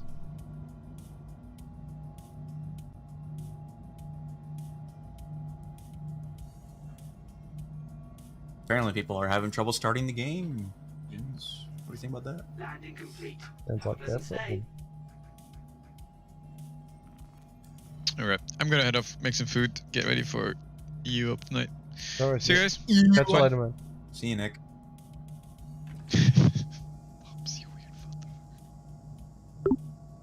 Man, Nick is great. Don't we like Nick, guys? Nick's awesome. I fucking hate the Norwegians, man. Keep them out of here, please. Wow. So glad he left. Can't fucking stand him. I'm gonna go fucking to his house. Alright, what was I gonna do? You were going to head to Grimhex before you logged out. That's right. Yeah, the Mantis needs to have another pass on it. Either they need to make it a little bit stronger, or they need to make it fast, like a racer.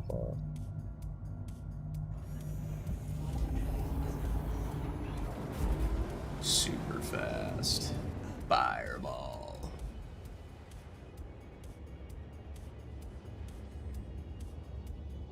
$3.4 million star citizens agents. Isn't that impressive? Not if you take into account the amount of alt accounts that are out there. True. I almost got on board this guy's Carrack. Fuck.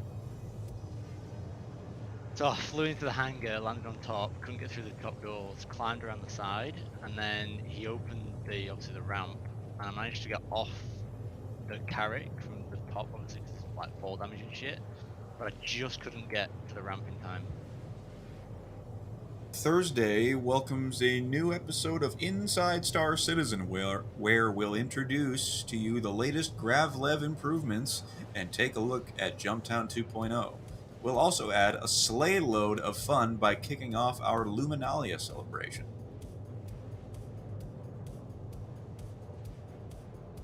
See, here's my opinion on the Mantis and the Blue.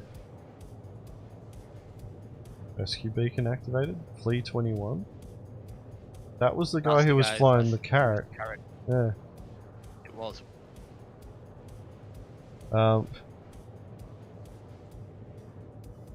So, because the Blue only has the dampener on it, I think the dampener should be like 5 kilometers. So 5 kilometers in radius, so a 10 kilometer diameter bubble with the blue in the center. That's very little. It's enough. We don't need that much. Yeah, like we don't honestly we don't need 20 kilometers.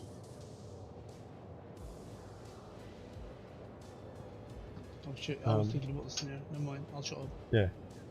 The Mantis, I don't know, like I think the Mantis could just be bumped up for the dampener to 3 kilometers. Because the main thing that the Mantis should be doing is snaring. Like, I see that as a snare ship. It should mainly be used for snaring, and, you know, in a pinch you can use the dampener on it. To be honest though, I think the Blue should also have a snare. Like, that makes more sense to me. You know, it's supposed to be fucking used for security forces out on the, you know, frontier. Why the fuck wouldn't it have a snare? Oh, because they didn't want, you know, Also, another ship to have a snare? Bullshit. That's bullshit. Also, agents, I'm uploading my VOD from the hit we did on stream to the OneDrive now, and please don't hurt me for the file size. Well, are you as bad as J-Dogs with 14 gigabyte files? I'm not. Yeah, that's right, J-Dogs. No, I've been I'm paying not. attention. No, I see. I was recording the entire time, so like I was recording like pre-hit, during hit, and like the logistics after the hit. So I'm pretty sure it's like a 30-minute VOD. So I'm not like recording like a 5-minute VOD that's like 14 gigabytes. You know what I mean? Like I'm not like that. It's just a long VOD.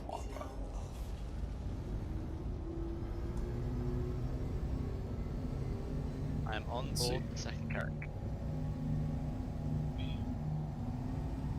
Yeah, it's actually 30 minutes or 29 minutes and 51 seconds to be exact. That's fine. You say that as I'm about to go to Grimhex, Kestra. I'm sure. I'm just gonna try and take it. Nothing else. Old mate's I think gonna... the hangar doors still. It's highly likely Yeah, that old you'll be mate set stuck his in there. medbed, though.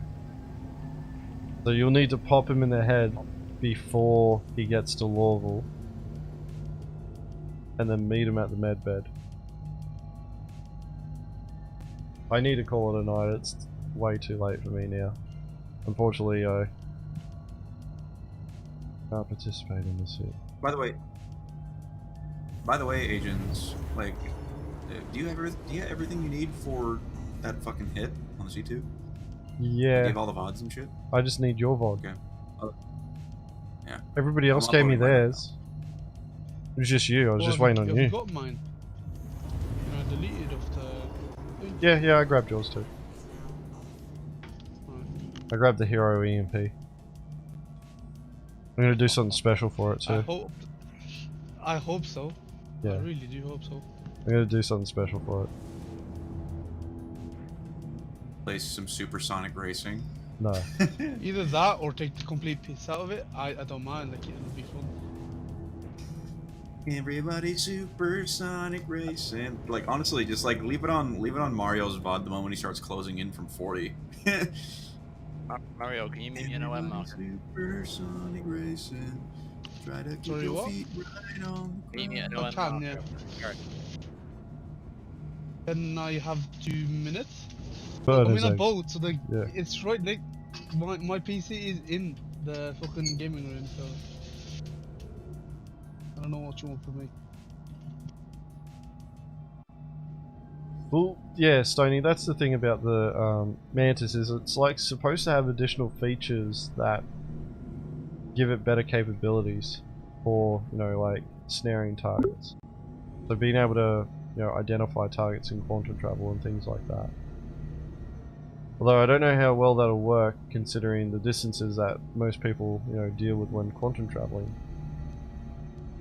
The thing about all of this though is like the Cutlass Blue, for what it's going to be used for, it doesn't feel useful with just a dampener.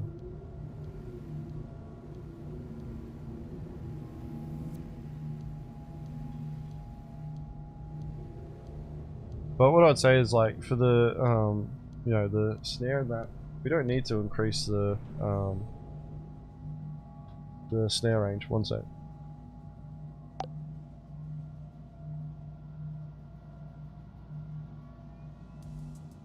The remix that I just put in for Supersonic Racing is fucking fire.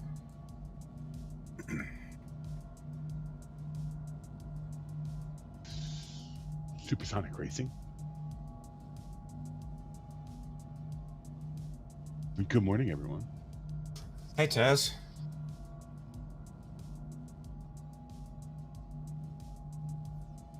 What?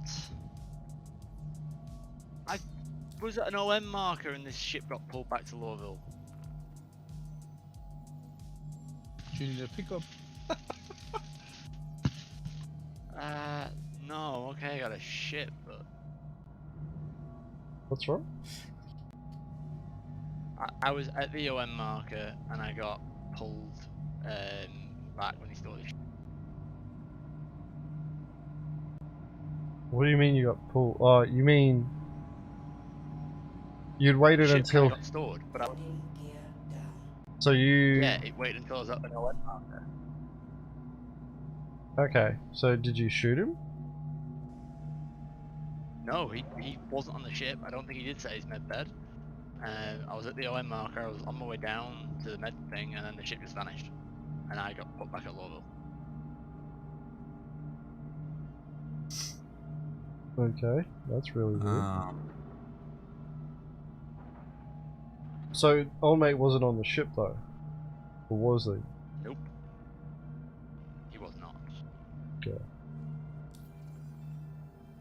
At least he wasn't about 10-15 seconds before beforehand, Check if because I it's checked. over. Did he land at Lowville? He landed at Lowville. I got on board the ship.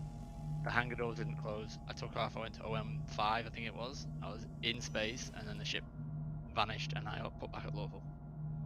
Okay. Alright. Yeah. Sounds like someone needs to get good. Well, how should that be possible? I pulled it away from the thing. You shouldn't be able to store it. I was on it. Could have been desync. Could have been anything.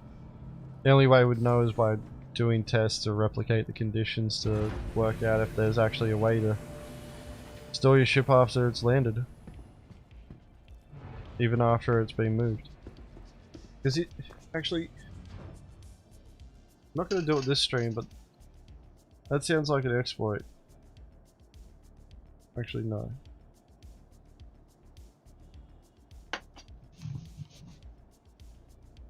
I'm thinking how you'd make it work. Because what this sounds like is How a on method of earth- being able to land a ship at Lowville, let it take off, fly over to an outpost to buy cargo, go back to the home port that you started at, and then store the ship that's out the outpost, but it stores it at Lowville. So you could do it with a fast ship if you use a fast ship to move around.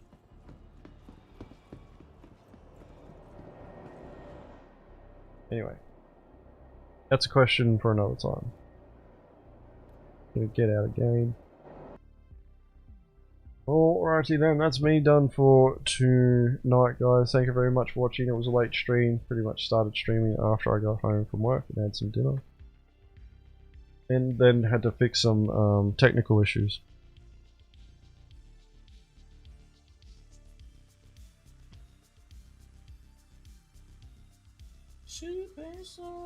I'll see what I can do about patches, Spokey. There is capacity on our store for doing that sort of thing, but I need to look at the setup for it. Because most of the time, embroidery stuff costs more to do. But yeah. Next stream will be tomorrow night. Streaming Piracy Ops again for the Oceanic time zone. We'll be out there looking for a boutte to plunder. And yeah, probably tell more stories, talk more shit. I'm thinking that we start kicking around with a couple of ions, and if we see carracks, we just blow them out of the fucking sky, because I'm getting sick of watching them fly away. And if we see that Bondi 6-9 again, we're just going to destroy him. And then laugh at him. And say, guess you should have paid. Anyway, that's it for me tonight, guys, so I will catch you all tomorrow.